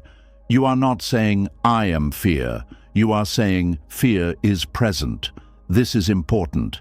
In Buddhist understanding, experiences arise due to causes and conditions. They are not a fixed self. Fear arises because of memory, uncertainty, attachment, body chemistry, past wounds, tiredness, and the mind's habit of protecting itself. When conditions gather, fear appears. When conditions change, fear changes. Seeing fear this way makes it less personal. It becomes something to understand, not something to obey blindly. Mindfulness also teaches you to feel fear in the body instead of only thinking about it in the mind. This is very important because much overthinking is the mind's attempt to escape physical discomfort. The body feels tightness, restlessness, heat, pressure, or unease, and the mind tries to solve it by creating more thoughts. It believes if it can find the perfect answer, the body will relax. Sometimes information helps, but often the body does not need another thought. It needs presence. So you turn gently toward the body. Where is the fear felt? Is it in the chest, the throat, the stomach, the shoulders, the jaw? Can you breathe around it? Can you let it be there without calling it danger? Can you soften the places that are holding too tightly? This is not forcing the body to relax. It is giving kind attention to what has been ignored. Fear often becomes louder when it is resisted. When it is met with mindful compassion, it begins to loosen. This is why mindfulness must be gentle. If you use mindfulness as another weapon against yourself, it becomes another form of control. Some people say, I should not be anxious, I should be mindful, I should be peaceful by now. But that is not mindfulness. That is judgment wearing spiritual clothing. True mindfulness says, anxiety is here. Let me meet it with care. It does not shame the mind for being afraid. It understands that fear is part of being human. The practice is not to hate fear, but to stop letting fear lead you into suffering. The Buddha's path is compassionate because it recognizes that the untrained mind suffers through habit. It has learned to protect itself by predicting, clinging, avoiding, and controlling. These habits may have once felt necessary. Maybe you learned fear because life was unstable. Maybe you learned overthinking because mistakes were punished. Maybe you learned control because people disappointed you. Maybe you learned to expect danger because safety was not steady. Mindfulness does not blame you for these patterns. It simply helps you see them clearly enough that they no longer have to control your future. When uncertainty comes, mindfulness asks you to slow down the chain. The chain may begin with a trigger, then a sensation, then a thought, then a story, then an emotion, then a reaction. For example, someone does not reply. The body tightens. The thought appears, something is wrong. The story grows, they are pulling away. The emotion becomes fear. The reaction becomes checking, accusing, begging, withdrawing, or punishing yourself. Mindfulness enters early and says, pause, a trigger has occurred, tightness is here, a story is forming, let me not become the story too quickly. This pause can protect your peace and your relationships. Many regrets come from moments when fear moved faster than awareness. A person speaks harshly because they felt uncertain. They send too many messages because they could not sit with not knowing. They make a rushed choice because waiting felt uncomfortable. They close their heart because fear told them to run. Mindfulness gives you the chance to choose differently, not perfectly, but more wisely. There is power in asking, what do I know for sure right now? Fear often adds meanings that are not yet proven. Mindfulness separates fact from story. Fact, the result has not arrived. Story, it will be terrible. Fact, the person is quiet. Story, they no longer care. Fact, the plan changed. Story, everything is ruined. Fact, I feel afraid. Story, I am not strong enough. When you separate fact from story, the mind becomes clearer. You may still not like the facts, but at least you are not suffering under the weight of invented conclusions. Another mindful question is, what is needed now? Not what is needed forever. Not what will solve every possible future. What is needed now? Maybe a breath is needed. Maybe rest is needed. Maybe a kind message is needed. Maybe silence is needed. Maybe more information is needed, but not panic. Maybe a boundary is needed. Maybe patience is needed. Maybe the only wise action is to stop feeding the thought for 1 minute. This question brings the mind out of endless fear and into practical wisdom. Uncertainty becomes unbearable when the mind demands total control, but it becomes workable when the mind returns to the next skillful step. You may not know the whole road, but you can know whether your next step is rooted in fear or awareness. You may not know the outcome, but you can know whether your words are kind or harmful. You may not know tomorrow, but you can know whether you are abandoning the present. Mindfulness does not give you the entire map. It gives you enough light for the step in front of you. The practice also teaches patience with unanswered questions. An unanswered question is not an enemy. It is simply an unanswered question, but fear turns it into a threat.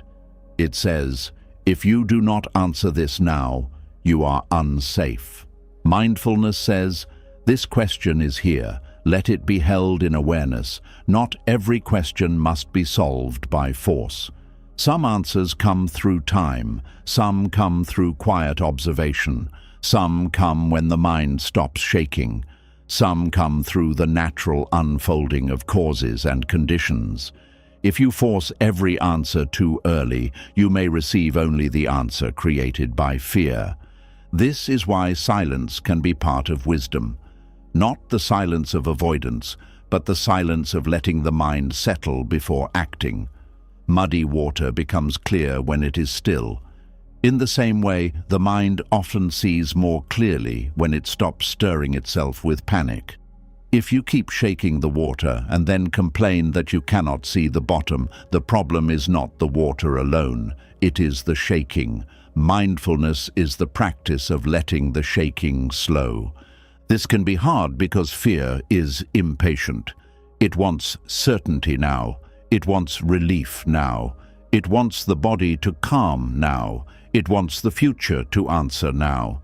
But mindfulness trains a different strength, the strength to stay, to remain present for one more breath, to let the wave rise without immediately reacting, to feel the pull of old habits and not follow them every time, to allow the unknown to exist without treating it as an emergency. At first, this practice may feel small, one breath, one pause, one moment of noticing, but these small moments rebuild the mind. Every time you meet uncertainty with awareness instead of fear, you weaken the old pathway.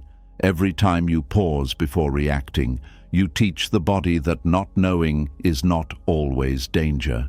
Every time you return to the present, you remind the heart that peace does not require the future to be solved first. This is how transformation happens, not through one dramatic moment, but through repeated moments of wise return. Mindfulness also helps you see the difference between fear and intuition. Many people confuse the two. Fear is often loud, urgent, repetitive, and full of pressure. It pushes you toward immediate relief. It often speaks in extremes, always, never, everything, nothing. Intuition is usually quieter. It may be firm, but it is not frantic. It does not need to repeat itself 100 times. It does not destroy your body with panic. Mindfulness creates enough inner space to tell the difference. Without mindfulness, fear can pretend to be wisdom and lead you into unnecessary suffering. When you are mindful, you can examine the quality of the mind. Is this thought coming with tightness or clarity? Is this action coming from compassion or defense? Is this decision being made to honor truth or to escape discomfort? Is this message being sent to communicate honestly or to force reassurance? Is this silence peaceful or punishing? These questions are not for overthinking. They are for clear seeing. Mindfulness is not more mental noise. It is the quiet awareness that sees the noise. The practice of meeting uncertainty with mindfulness also changes your relationship with time. Fear says, the future must be controlled. Mindfulness says, the present must be inhabited. Fear says, you are not safe until you know. Mindfulness says, you can be aware while not knowing. Fear says, think more. Mindfulness says, see more clearly. This is a complete shift in the way you live. You stop treating peace as something waiting at the end of certainty and begin discovering it in the way you meet this very moment. One of the most beautiful parts of mindfulness is that it brings you back to direct experience. Fear lives mostly in interpretation. Mindfulness returns to what can be known directly: the feeling of the feet on the floor, the movement of air through the nose, the sounds appearing and disappearing, the warmth or coolness in the body, the movement of the chest, the posture, the hands, the simple fact of being alive. This may sound too simple for a mind that wants big answers, but simplicity is often the medicine. Fear complicates, presence simplifies. The mind may argue, but breathing does not solve my problem. That may be true, but breathing helps you stop becoming the problem. It helps you return to a state where wise action is possible. A panicked mind often creates more problems while trying to solve one. A mindful mind may not control the outcome, but it is less likely to harm itself or others along the way. Breath is not an escape from responsibility. It is preparation for responsibility. Mindfulness also allows compassion to enter uncertainty. When fear rules, the mind becomes harsh. It attacks itself for not knowing. It blames others for not giving answers quickly enough. It becomes suspicious, defensive, and impatient. But mindfulness softens the inner atmosphere. It remembers, this is hard. It remembers, many beings feel this same fear. It remembers, I can be kind to myself in this unknown. This compassion does not remove all difficulty, but it removes the loneliness of fighting yourself. You can place a hand on your chest and silently say, this is uncertainty, this is fear, this is a human moment. May I meet it with patience. Such words may seem simple, but they change the tone of the mind. Instead of becoming an enemy to yourself, you become a witness and a friend. Fear already makes the world feel unsafe. Do not make your own heart another unsafe place. Mindfulness with compassion turns the heart into a refuge. This refuge is not built from certainty, it is built from presence. This is very important. If your refuge depends on certainty, it will collapse whenever life changes. But if your refuge is mindfulness, then wherever uncertainty arises, practice can arise too. In confusion, you can breathe. In waiting, you can notice. In disappointment, you can soften. In fear, you can return. This means the path is always available. You do not need perfect conditions to practice. The imperfect condition is the practice. The more you practice, the more you begin to trust awareness. You see that awareness can hold fear without being fear. It can hold uncertainty without becoming uncertainty. It can hold sadness without becoming sadness. It can hold desire, anger, memory, hope, and doubt. Awareness is spacious. The contents change, but awareness can know them. This is why mindfulness creates peace. It shifts your identity from the storm to the sky that knows the storm.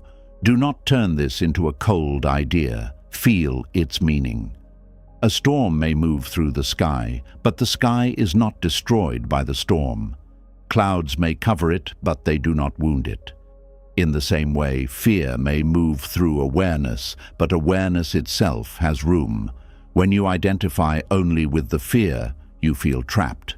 When you rest as the knowing of fear, space appears. This space is not distant or numb. It is awake, tender, and steady. Meeting uncertainty with mindfulness also protects you from the habit of seeking false refuges. When people cannot sit with the unknown, they often reach for distraction, control, gossip, anger, emotional dependence, endless advice, or compulsive searching. These may offer temporary relief, but they do not train freedom. They often make the mind more dependent on outside conditions. Mindfulness trains the opposite. It teaches the mind, I can stay, I can observe, I can feel this without running immediately. This does not mean you never seek support. Wise support is part of the path. Speaking with a trusted person, asking for guidance, gathering useful information, or receiving comfort can be wholesome.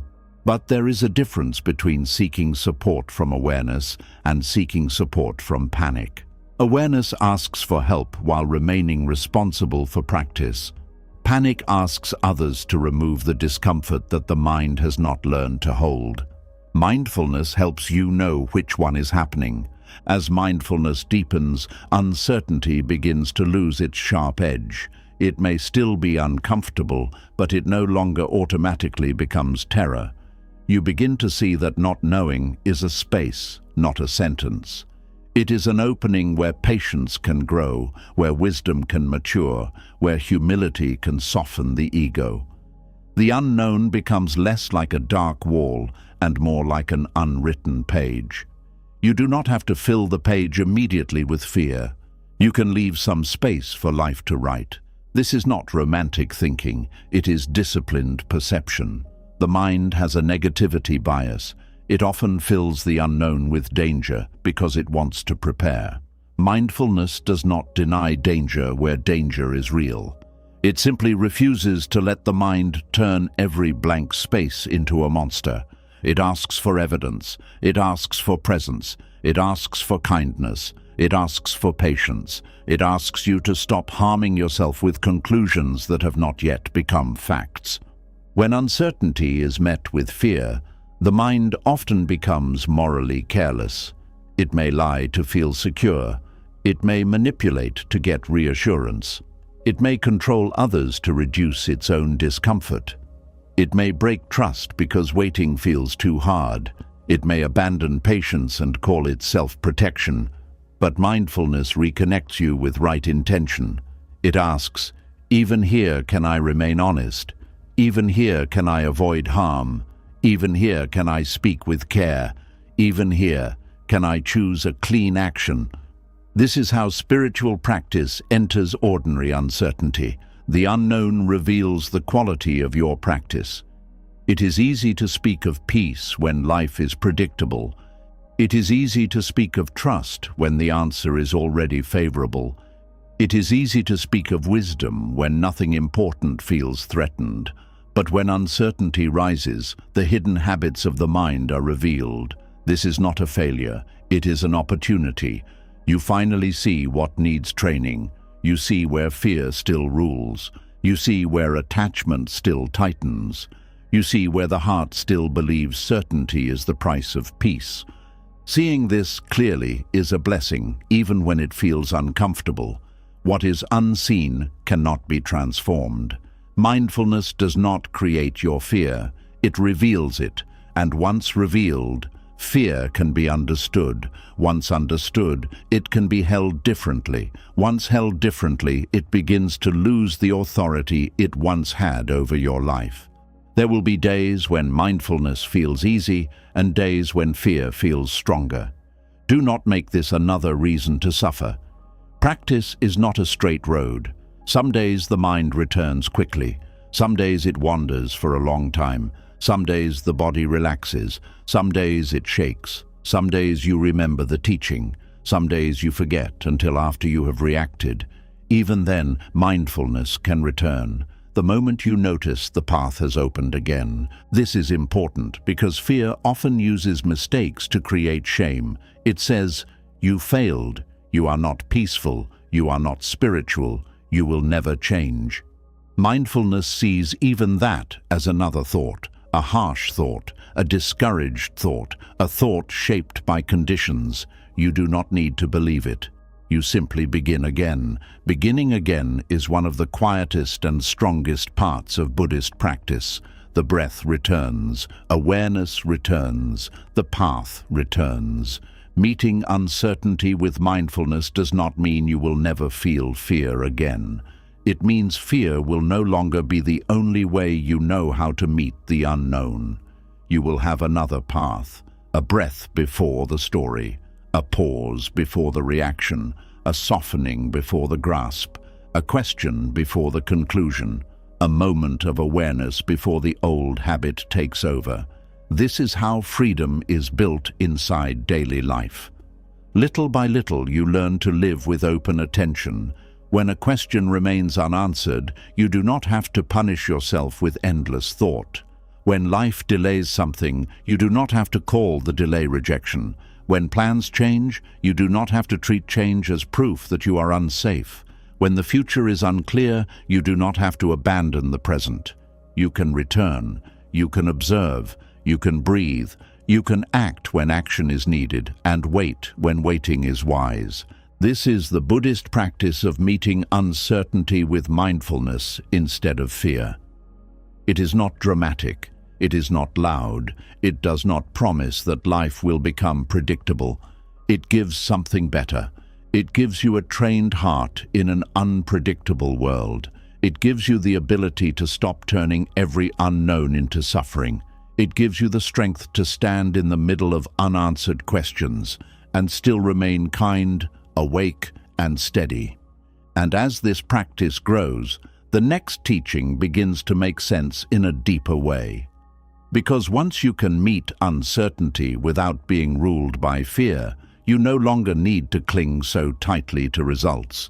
You can act wisely, speak honestly, choose carefully, and give your best without demanding that life promise exactly what will come back to you. This is where non-attachment begins to reveal its quiet power, teaching you how to move through life with sincere effort, but without chaining your peace to the outcome. And this is where mindfulness begins to mature into freedom, because once you can meet uncertainty without being ruled by fear, you begin to see that life does not need to promise you results before you do what is right. You can breathe without knowing the whole future. You can act without being certain of the outcome. You can give your best without making your peace depend on what comes back. This is the quiet strength of non-attachment. There is a hidden exhaustion in always needing life to promise a reward before you move. The mind asks, if I try, will I succeed? If I love, will I be loved back? If I speak honestly, will they understand? If I change, will life become better? If I take this path, will it lead exactly where I want? And until the answer feels safe, the heart hesitates. It waits at the edge of life, not because there is no wisdom, but because it wants a guarantee before it takes a step. But life does not work like that. Life gives conditions, not contracts. It gives chances, not complete control. It gives you a field, seeds, rain, effort, time, and uncertainty, but it does not always tell you what the harvest will look like. And if you wait until the harvest is guaranteed before you plant anything, you may spend your whole life holding seeds in your hand, wondering why nothing has grown. Non-attachment does not mean you stop caring about the harvest. It means you stop worshipping the harvest. You still plant carefully. You still water what matters. You still remove weeds when you can. You still protect the soil. You still show up with sincerity. But you understand that growth depends on many causes and conditions, not your desire alone. This understanding does not make you lazy. It makes your effort cleaner. Many people misunderstand non-attachment because they think it means coldness. They think it means having no dreams, no love, no ambition, no effort, no preference, no direction. But Buddhist non-attachment is not emotional emptiness. It is not giving up on life. It is not sitting back and saying, nothing matters. It is the art of caring deeply without becoming chained to what you care about. It is the ability to act wisely without demanding that life must reward you exactly as your mind expects. Attachment says, I will only be peaceful if this turns out my way. Non-attachment says, I will act with wisdom and I will meet the result with awareness. Attachment says, my worth depends on this outcome. Non-attachment says, My responsibility is in the intention, the effort, and the action I bring. Attachment says, if I cannot control the result, I am helpless. Non-attachment says, even without controlling the result, I can still choose what is wholesome. This is a powerful shift. It moves your life from fear to integrity. When you are attached to results, you can easily betray your values to get what you want. You may lie to protect an image. You may force a relationship to avoid loneliness. You may overwork to prove your worth.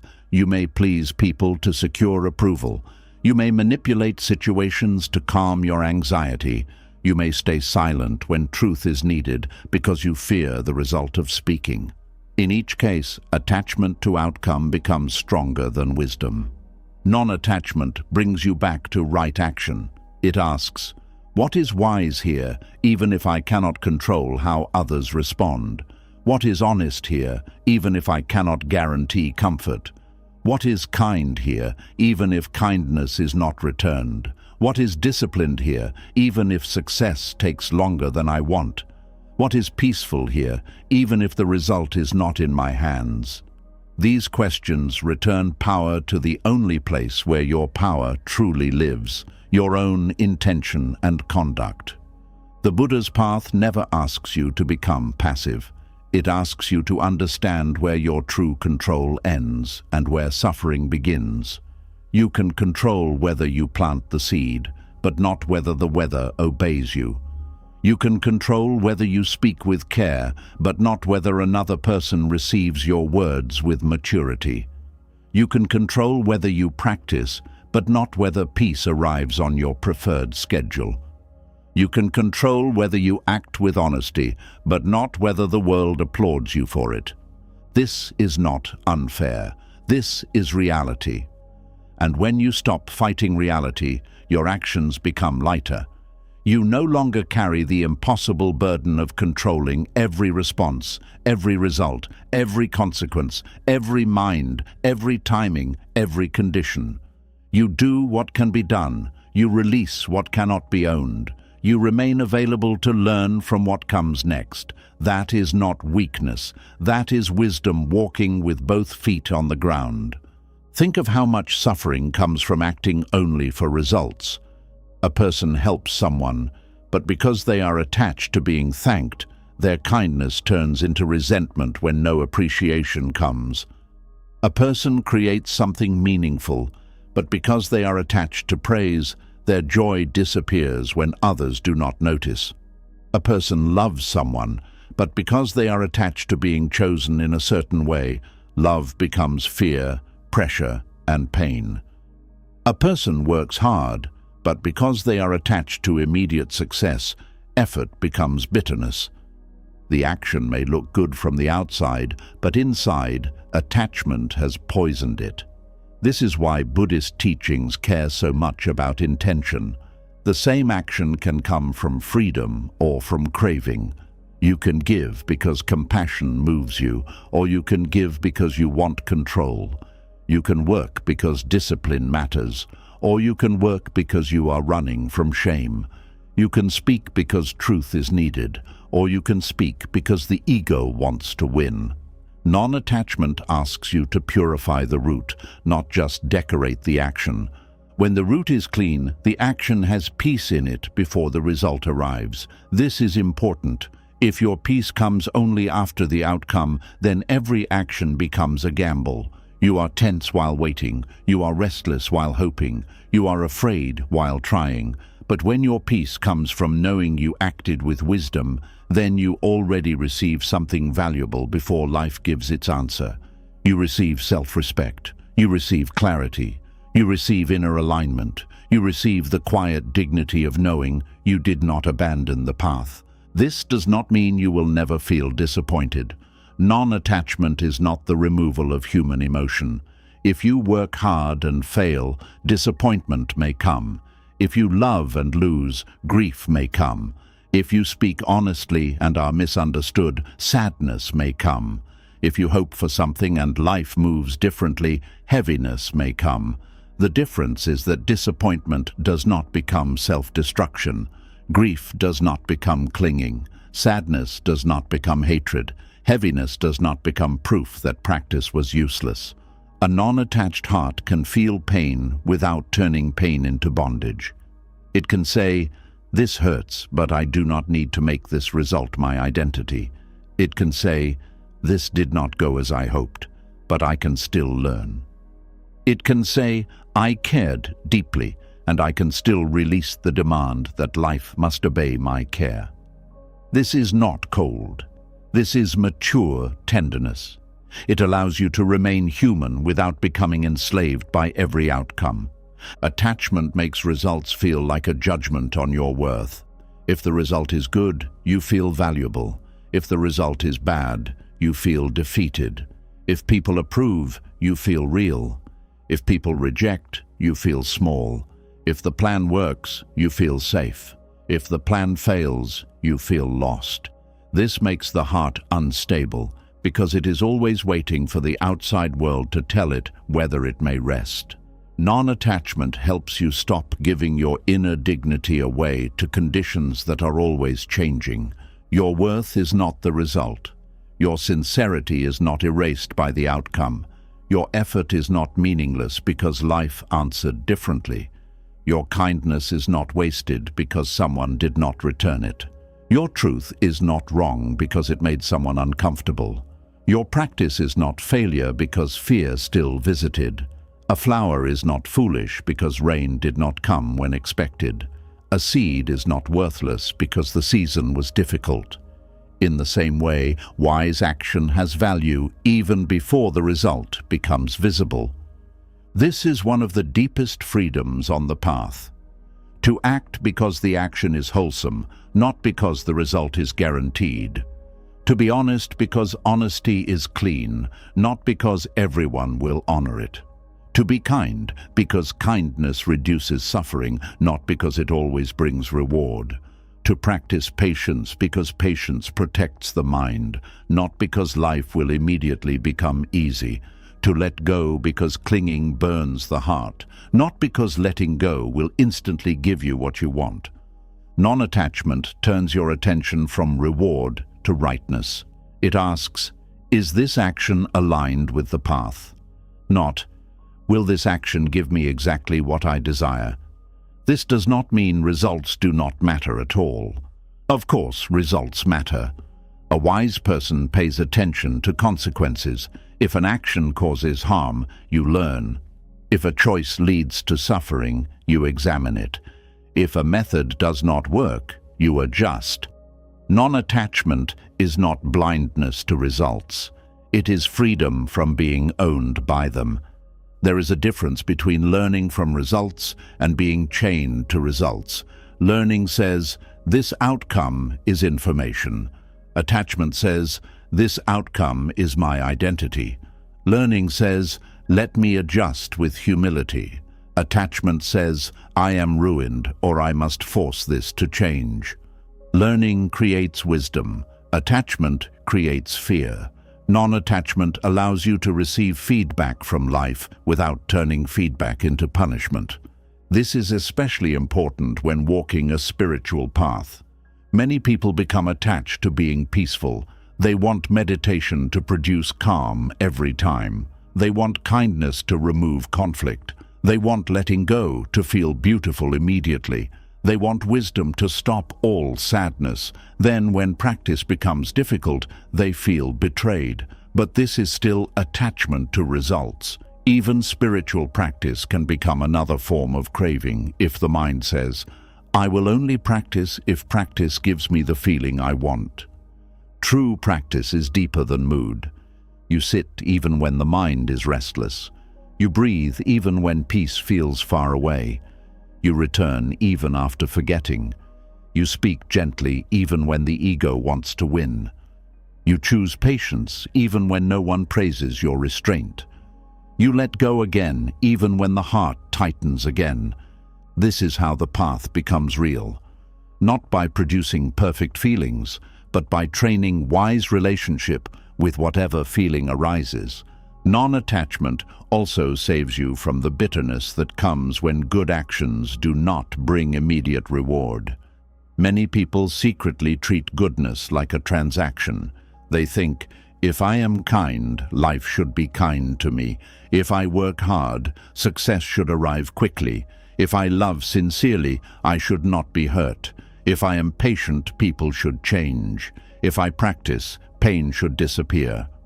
When life does not follow this bargain, the heart becomes resentful. But Buddhist wisdom does not teach goodness as a bargain with the universe. It teaches goodness as the natural expression of a mind that does not want to create suffering. You act wisely because unwise action leaves seeds of suffering. You practice compassion because hatred burns the one who carries it. You tell the truth because lies divide the mind. You let go because clinging tightens the heart. The reward is not always immediate or visible, but the action itself shapes the mind. Every action plants seeds. This is a simple way to understand karma without turning it into superstition. Your repeated intentions shape your character. Your repeated reactions shape your habits. Your repeated thoughts shape your inner world. Your repeated choices shape the direction of your life. You may not control exactly when or how the fruit ripens, but you are still responsible for the seeds you place in the ground. Non-attachment teaches you to plant wisely without standing over the soil every minute shouting at it to grow. This matters because impatience can damage the very thing you are trying to create. A person plants a seed and digs it up every day to see if it has sprouted. They think they are checking progress, but they are disturbing the growth. In the same way, when you act wisely but keep anxiously checking whether the result has arrived, you disturb your own peace. You may also disturb the natural timing of life. Some things require steady care, not anxious interference. Non-attachment teaches respect for timing. It knows that not everything ripens because the ego is in a hurry. Healing has timing. Trust has timing. Wisdom has timing. Relationships have timing. Opportunities have timing. Even inner change has timing. You cannot force every flower open with your hands. If you try, you do not create blooming. You create damage. Wise action does what is needed, then allows space for conditions to unfold. This space is not laziness, it is disciplined patience. Laziness says, I will do nothing. Attachment says, I must force everything. Non-attachment says, I will do what is mine to do, and I will not pretend the rest belongs to me. This is a balanced path. It protects you from careless surrender on one side and anxious control on the other. It allows effort without obsession, surrender without defeat, hope without dependence, and patience without passivity. The mind often fears this balance because it believes that if it stops gripping the outcome, it will lose motivation. But there is a motivation deeper than craving. Craving works by pressure. It says, you must get this, or you are nothing. Wisdom works by devotion. It says, this is worth doing because it is true, kind, skillful, and aligned. Craving may create intensity, but it often burns out the heart. Wisdom creates steadiness. It can continue even when results are slow. This is why non-attachment can make you more effective, not less. When you are obsessed with results, anxiety wastes energy. You overthink, compare, rush, doubt, and react. Your attention becomes divided between the action and the fear of failure. But when you are non-attached, your energy returns to the action itself. You listen better, you work better, you love better, you speak more clearly. You see what is actually needed because the mind is not blinded by desperation. Desperation is not the same as dedication. Desperation comes from fear of not getting. Dedication comes from love of what is worthy. Desperation tightens. Dedication steadies. Desperation makes you abandon yourself. Dedication asks you to show up fully. Non-attachment transforms desperation into dedication. It does not remove effort, it purifies effort. This is a beautiful way to live. You begin to do things with your whole heart, but not with a chain around your heart. You can help someone without needing them to become who you want them to be. You can teach without needing everyone to understand immediately. You can create without needing instant praise. You can apologize without controlling whether forgiveness comes. You can change your life without demanding that every step feel certain. You can practice because practice itself is a path home. In relationships, non-attachment is especially powerful. Many people think love must be attached to be real. They think if they are not anxious, they do not care. If they do not cling, they do not love deeply. If they can release, then maybe the love was not strong. But this is confusion. Love mixed with attachment often becomes fear in beautiful clothing. It says, "I love you, so you must make me safe." It says, "I care, so you must behave according to my fear." It says, "You matter, so you must never change in ways I cannot control." Non-attached love is not weak love. It is cleaner love. It says, "I care for your well-being and I also respect truth." It says, "I can love you without owning you." It says, "I can show up sincerely without making you responsible for my entire peace." It says, "I can offer kindness, honesty, and presence while understanding that your response is shaped by your own mind, conditions, wounds, and choices." This love does not cling, but it is not indifferent. It is strong enough to care without becoming a prison. When you love with attachment, every result becomes a measurement of your value. If they respond warmly, you feel safe. If they seem distant, you collapse. If they choose you, you feel worthy. If they do not, you feel empty. This makes love unstable and heavy. Non-attachment helps you love from fullness, not hunger. You may still desire connection, but you do not use another person as the only proof that you are allowed to be at peace. This does not mean staying where there is harm. Non-attachment includes wisdom and boundaries. Sometimes wise action is to remain and practice patience. Sometimes wise action is to speak honestly. Sometimes wise action is to walk away. Non-attachment does not say, accept everything. It says, do not let craving, fear, or ego decide for you.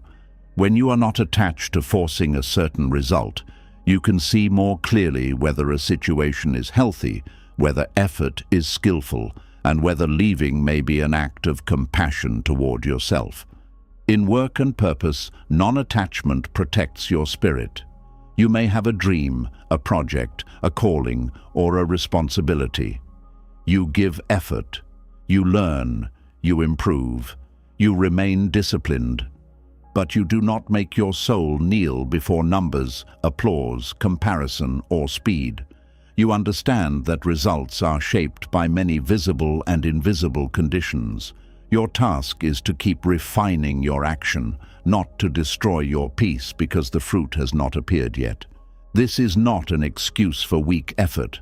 In fact, non-attachment often demands more honest effort because it removes the drama. You can no longer hide behind panic and call it passion. You can no longer quit immediately because the result did not arrive fast enough. You can no longer measure the whole path by one day's outcome. You must ask, what is the next skillful action? Then do it, again and again, without making every step a trial of your worth. The path becomes simpler, not always easier, but simpler. Show up, act wisely, learn, adjust, release, continue. This rhythm is peaceful because it respects both effort and impermanence. You are not passive and you are not possessed. You are participating in life without trying to become the owner of life. Non-attachment also changes how you face failure. Attachment sees failure as a final verdict. Non-attachment sees failure as a condition to study. What happened? What can be learned? What was within my control? What was not? What intention was present? What action can be improved? What must be released? This approach prevents shame from swallowing wisdom. It allows failure to become a teacher instead of a prison. Many people cannot learn from failure because they are too attached to never failing. Their identity is so tied to success that failure feels unbearable, so they deny, blame, hide, or quit. Non-attachment allows humility. It says, "This did not work, but I can remain open." That openness is precious. It keeps the mind alive. It keeps growth possible. It keeps the heart from hardening. The same is true with success. Attachment turns success into something you must protect. You become afraid of losing your place, your image, your praise, your comfort. Success becomes anxiety because now there is more to defend. Non-attachment allows success to be received with gratitude instead of fear. You can enjoy what comes without becoming owned by it. You can use it wisely without building your identity on it. You can let it serve goodness instead of ego. This is why the Buddha's teaching is so balanced. It does not say, "do not have." It says, "do not cling." It does not say, "do not act." It says, "act without craving." It does not say, "do not love." It says, "love without possession." It does not say, "do not hope." It says, "hope without making hope your master." It does not say, "do not build." It says, "build while remembering that all built things are conditioned." Remembering this saves the heart from arrogance when things go well and despair when things fall apart. When things go well, you understand that many conditions supported the outcome. You become grateful, not inflated. When things fall apart, you understand that many conditions contributed to the result. You become reflective, not destroyed. Non-attachment gives you a middle path through gain and loss. Gain and loss are part of life. Praise and blame are part of life. Pleasure and pain are part of life. Success and failure are part of life. The attached mind rises and falls violently with each one. The non-attached mind still feels them, but it is not thrown as far. It has a center that does not depend entirely on the wave. This center is not built from control. It is built from practice. One helpful way to practice non-attachment is to set your intention before acting. Ask yourself, what quality do I want to bring to this? Maybe the quality is honesty, maybe patience, maybe courage, maybe kindness, maybe discipline, maybe humility. Then focus on embodying that quality as fully as you can. This brings your attention back to what is truly yours. The result may vary, but the quality of your intention is something you can cultivate now. Before a conversation, you can say, "May I speak truthfully and listen well." You cannot control whether the other person reacts calmly. Before work, you can say, "May I give steady effort." You cannot control every outcome. Before helping someone, you can say, "May I offer this," without needing ownership of their response. You cannot control their gratitude or change. Before meditation, you can say, "May I sit with awareness." You cannot control whether the mind becomes silent. This practice changes the emotional weight of action. You stop entering every moment with the demand, "Give me what I want." You enter with the offering, "Let me bring what is wise." That shift is deeply healing. It turns life from a marketplace of cravings into a field of practice. Another practice is to release the result consciously after acting. Not because you do not care, but because you understand the limit of your role. You send the message with honesty, then breathe. You complete the work with effort, then rest. You apologize sincerely, then allow space. You make the decision with the best wisdom available, then stop torturing yourself with endless what-ifs. You plant the seed, water it, and let the soil do what only soil can do. The mind will try to return to control. That is normal. It will ask, "But what if it does not work?" You can answer gently, "Then I will meet that too." This sentence is powerful. It does not promise that everything will go your way. It promises that you will not abandon awareness when life moves differently. It teaches the heart that it does not need a perfect outcome to remain present. This is one reason non-attachment creates courage. When you are attached to guaranteed results, you become afraid to act. You fear failure, rejection, misunderstanding, change. But when you know you can meet results with awareness, action becomes less frightening. You can try without needing to be perfect. You can speak without needing universal approval. You can begin without needing the ending to be certain. You can live more fully because you are no longer asking life to remove all risk before you participate. The fear of results keeps many people frozen. They do not start because success is not guaranteed. They do not love because love may hurt.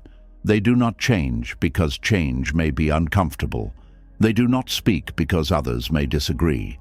They do not practice because progress may be slow. Attachment to outcome becomes a cage.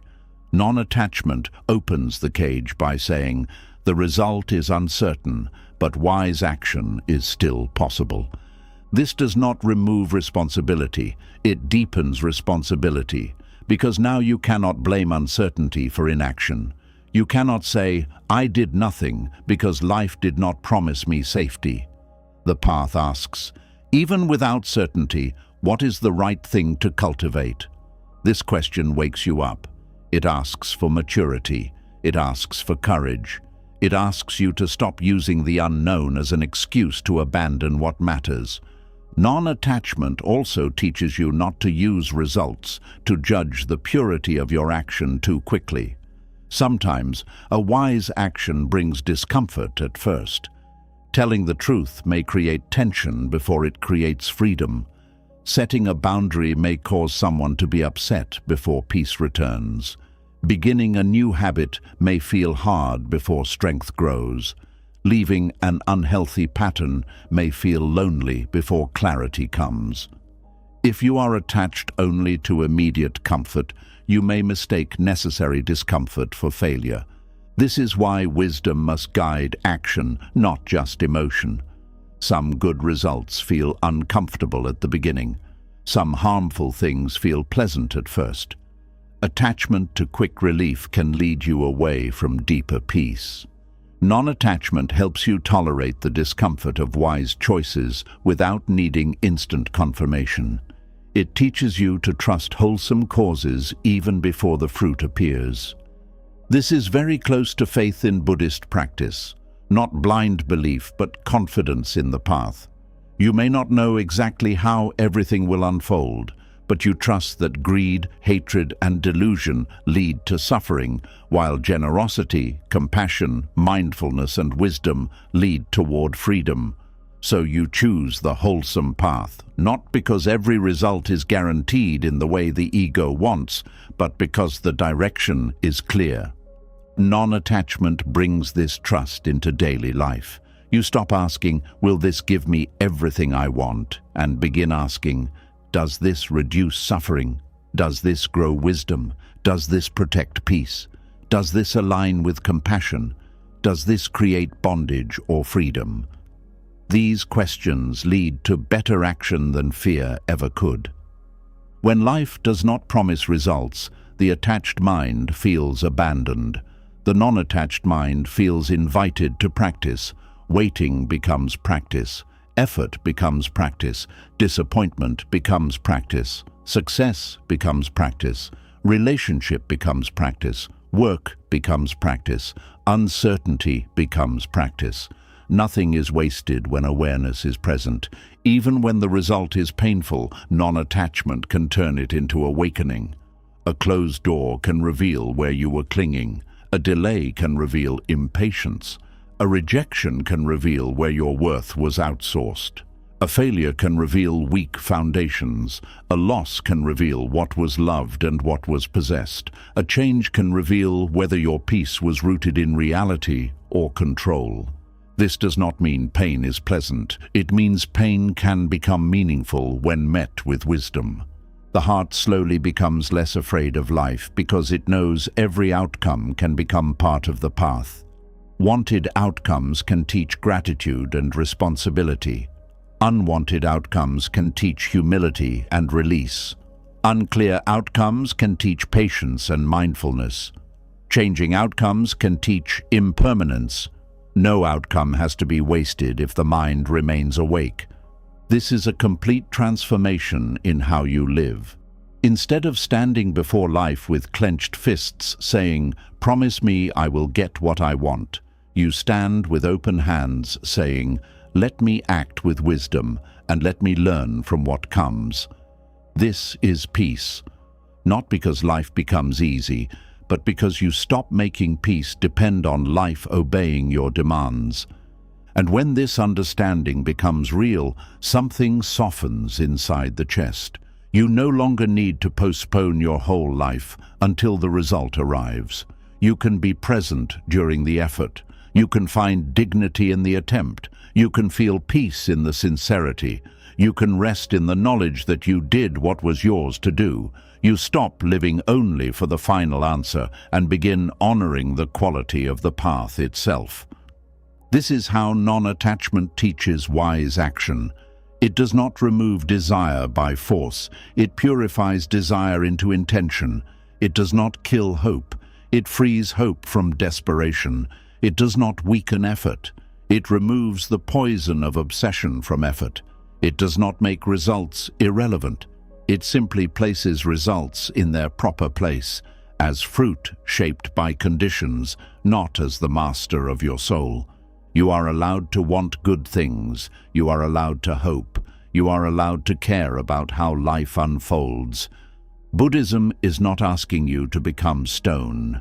It is asking you to stop turning every hope into a chain. Hold the hope gently. Walk the path sincerely. Do the work cleanly. Let the result breathe. Let life answer in its time. Let your peace come from practice, not possession. And as you learn this, you begin to understand something that anxious control could never teach you. The future does not need to be fully promised for this moment to be lived wisely. The outcome does not need to be guaranteed for your action to be meaningful. The world does not need to obey your plan before your heart can be steady.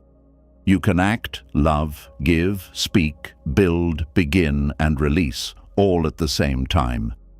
This is the beauty of non-attachment. It allows you to participate fully without being consumed completely. It allows you to care without becoming captive. It allows you to move forward without dragging the future like a heavy chain. It allows you to trust that right effort is never wasted, even when the result looks different from what the mind expected. And from here, the next truth begins to reveal itself with great clarity. Because once you understand that peace does not depend on guaranteed results, you can see how much suffering is created by trying to control tomorrow. The desire to control what has not arrived pulls the mind away from the only place where refuge can ever be touched. Not next year, not next week, not even the next breath. Only this moment can hold your life, and only this moment can lead you back to peace. And this is where the teaching turns your attention back to the only place your life can actually be touched. Because if the result does not need to be guaranteed before you act wisely, then tomorrow does not need to be controlled before you return to peace.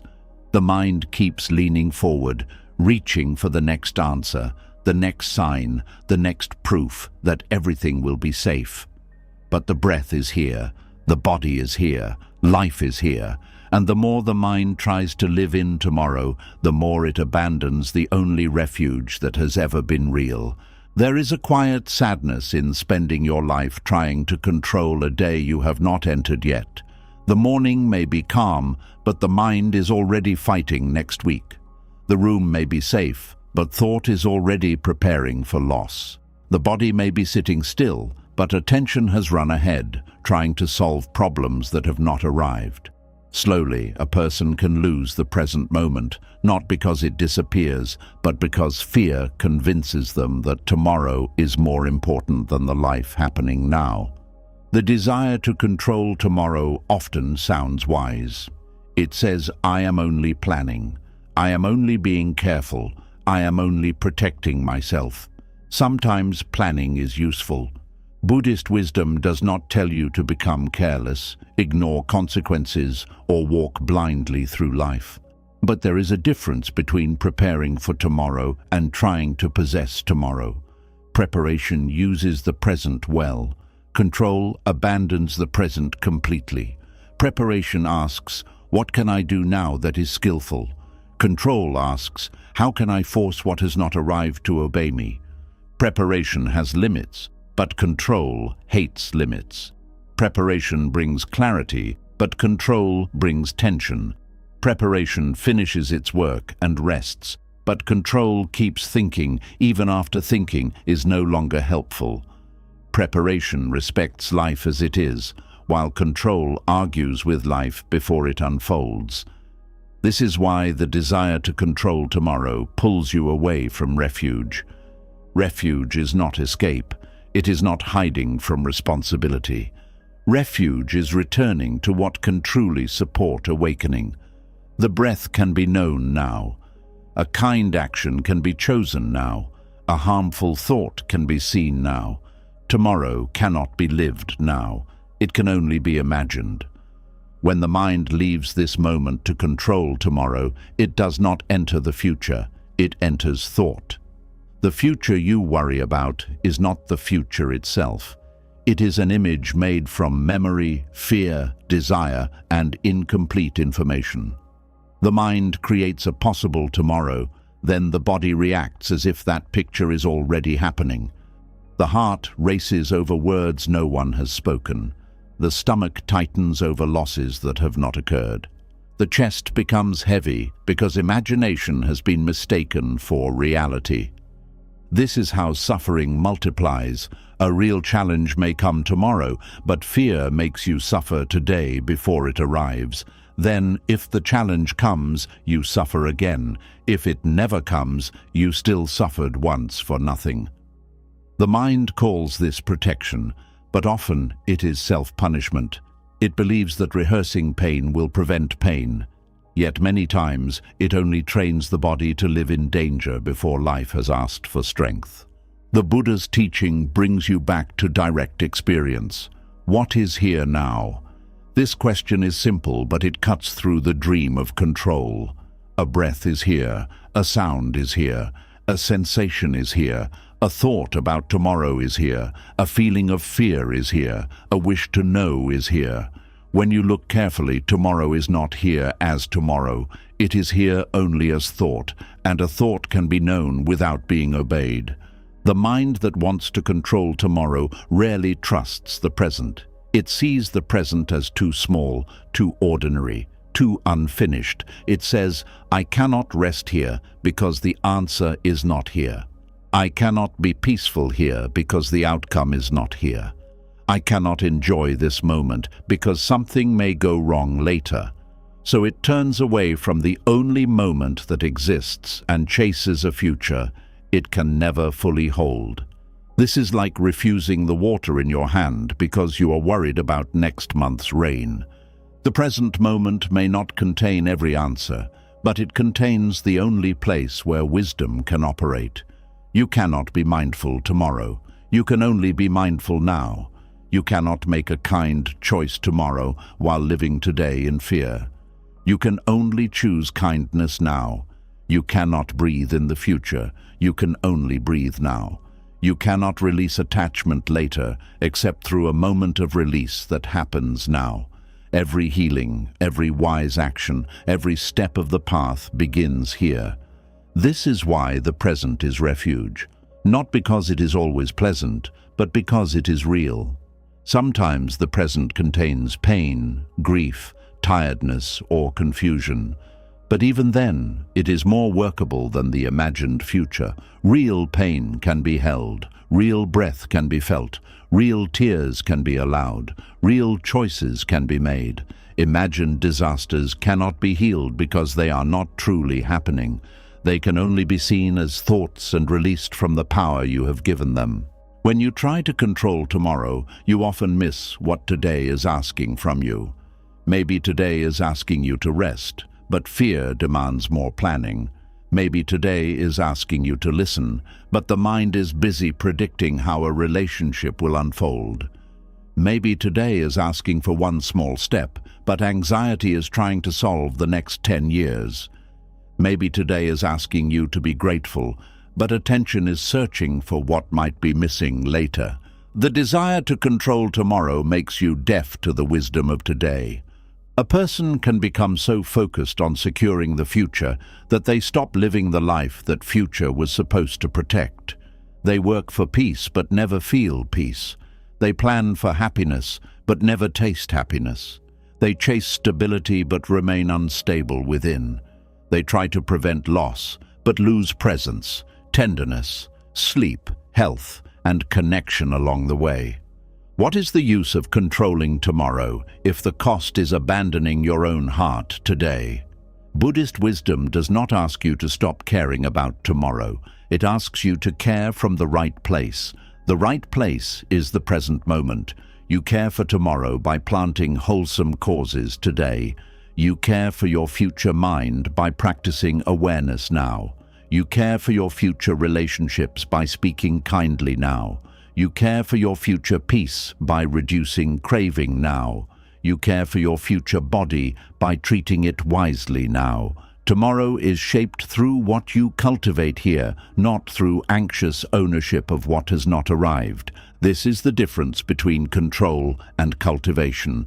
Control says, I must force the fruit. Cultivation says, I will care for the roots. Control stares at the future and tightens. Cultivation returns to the present and acts. Control wants guarantees. Cultivation understands causes. Control is impatient. Cultivation is steady. Control tries to own results. Cultivation respects conditions. The Buddhist path is a path of cultivation, not control. If you want peace tomorrow, cultivate peace now. If you want clarity tomorrow, cultivate honesty now. If you want strength tomorrow, cultivate discipline now. If you want compassion tomorrow, cultivate softness now. If you want freedom tomorrow, loosen one chain now. This is practical and powerful. The mind may not find it dramatic enough because fear loves complicated stories, but the path is often built through ordinary moments lived with awareness. The desire to control tomorrow also grows from the illusion that worry is useful. Many people believe that if they stop worrying, they will become careless. They think worry proves love, responsibility, intelligence, or seriousness. But worry and care are not the same. Care sees clearly and acts wisely. Worry repeats fear without producing freedom. Care can prepare and then rest. Worry keeps circling after preparation is complete. Care is connected to love. Worry is connected to control. You can care deeply without letting worry become your home. You can care about family without imagining every tragedy. You can care about work without turning every result into a threat. You can care about health without scanning the body all day with fear. You can care about your path without demanding that every step be certain. Care becomes beautiful when guided by presence. Worry becomes suffering when guided by fear.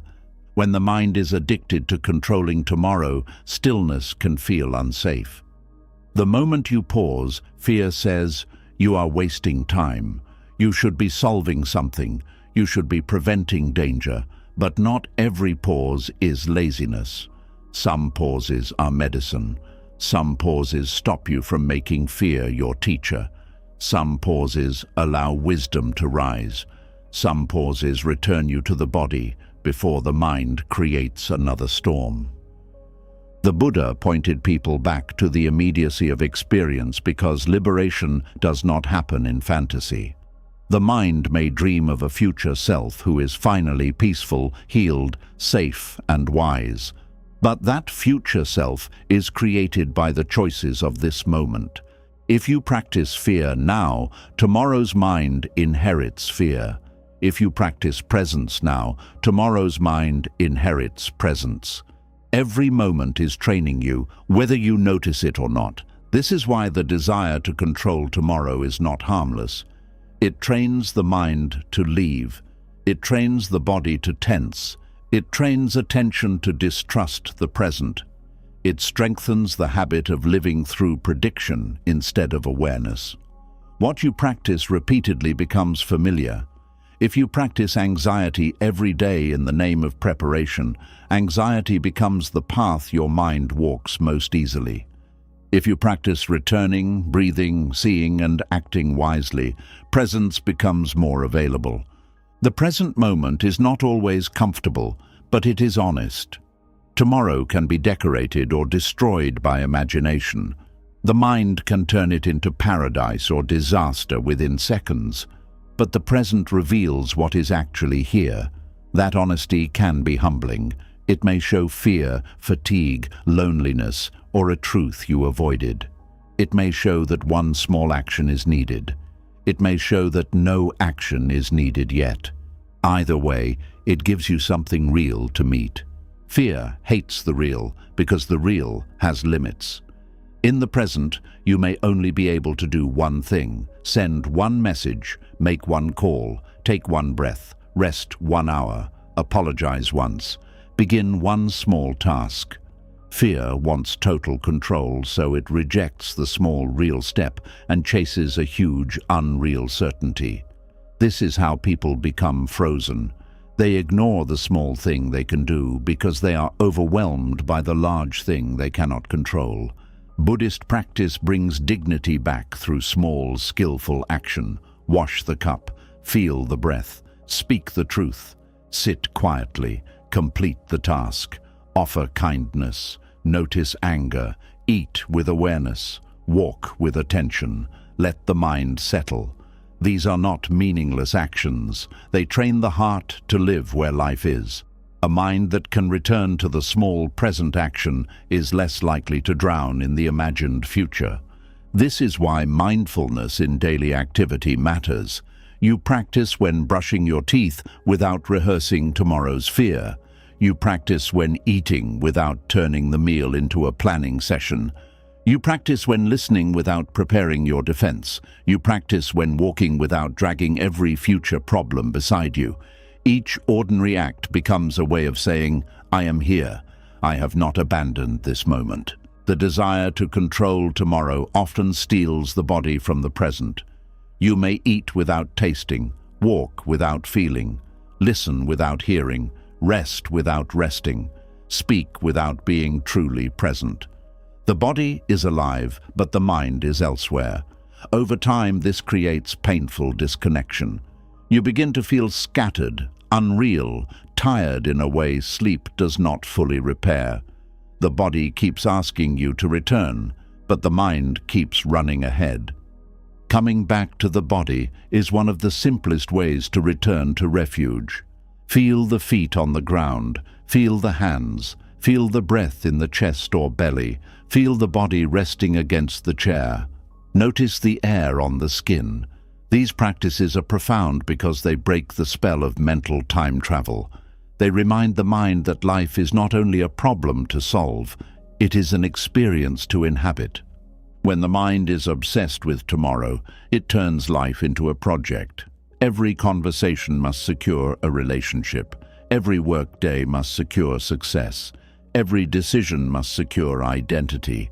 Every moment must guarantee something. Nothing is allowed to simply be lived. Everything must prove, protect, or produce. This is exhausting because the mind never stops managing. The present offers a different way. A breath does not need to become a result. A kind act does not need to become applause. A quiet morning does not need to become productivity. A moment of stillness does not need to solve your whole life.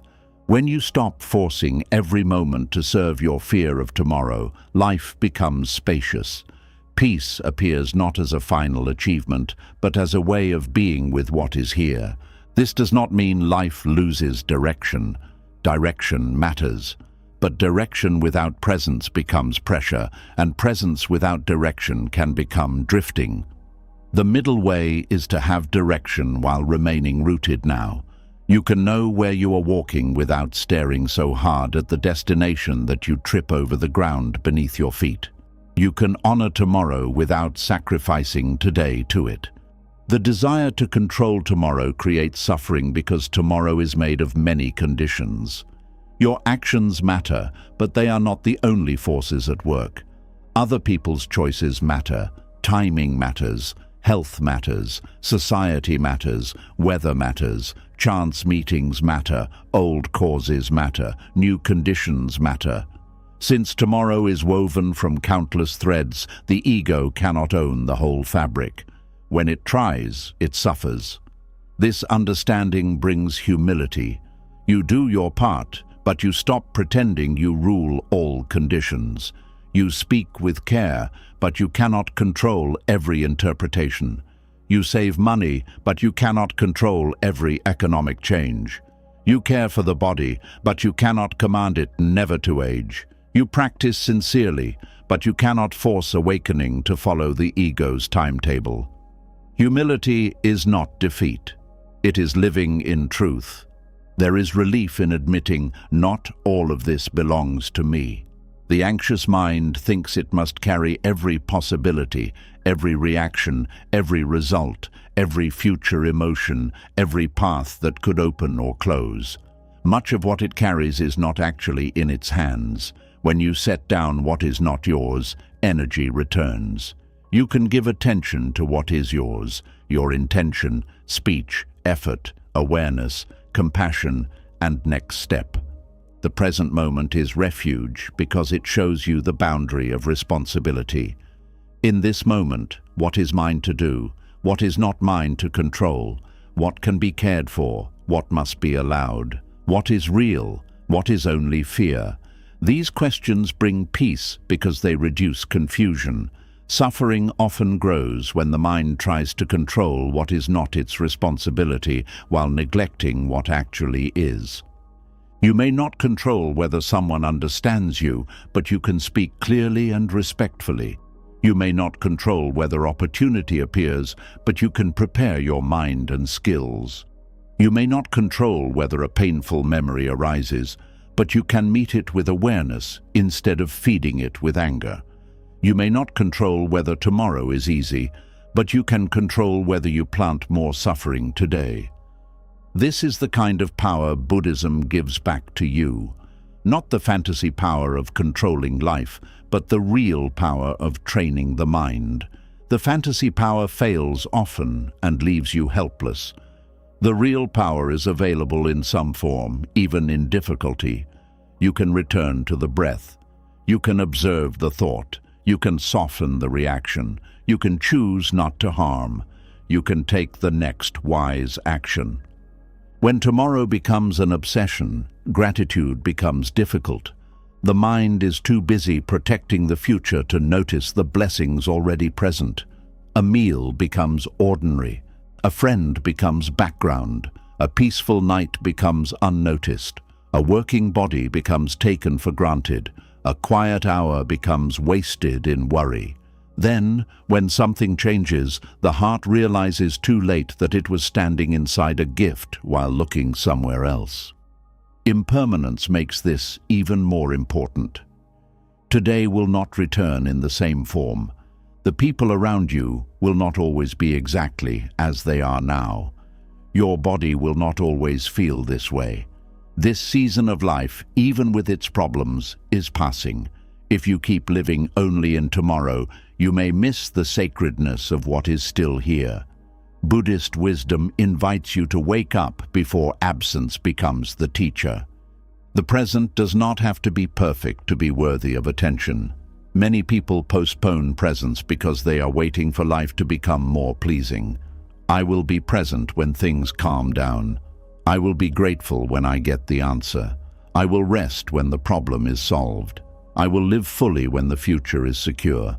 But there is always another condition. If you wait for a perfect present, you may never enter your actual life.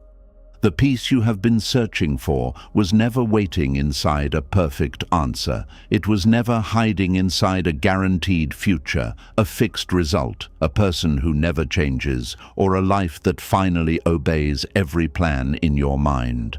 It was always closer than that. It was waiting beneath the craving, beneath the fear, beneath the need to know everything before allowing yourself to breathe. Buddhist teachings remind us that life is uncertain because life is alive. Everything rises, changes, fades, returns, and transforms according to causes and conditions. The mind suffers when it demands that impermanent things behave permanently. But the heart begins to heal when it stops fighting the river and learns how to move with wisdom. You do not need to control tomorrow to be peaceful today. You do not need every answer before taking the next right step. You do not need life to promise you comfort before you practice courage.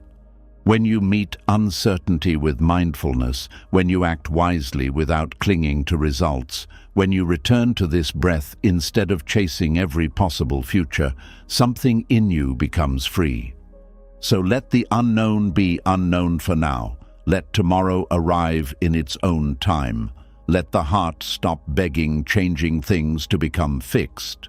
Peace begins when you stop demanding certainty and finally trust the present moment enough to live it.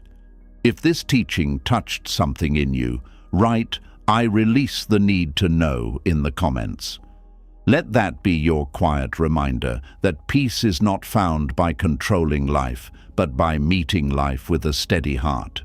And if you want more Buddhist teachings that calm the mind, soften attachment, and bring you back to yourself, subscribe to the channel and stay on this path with us.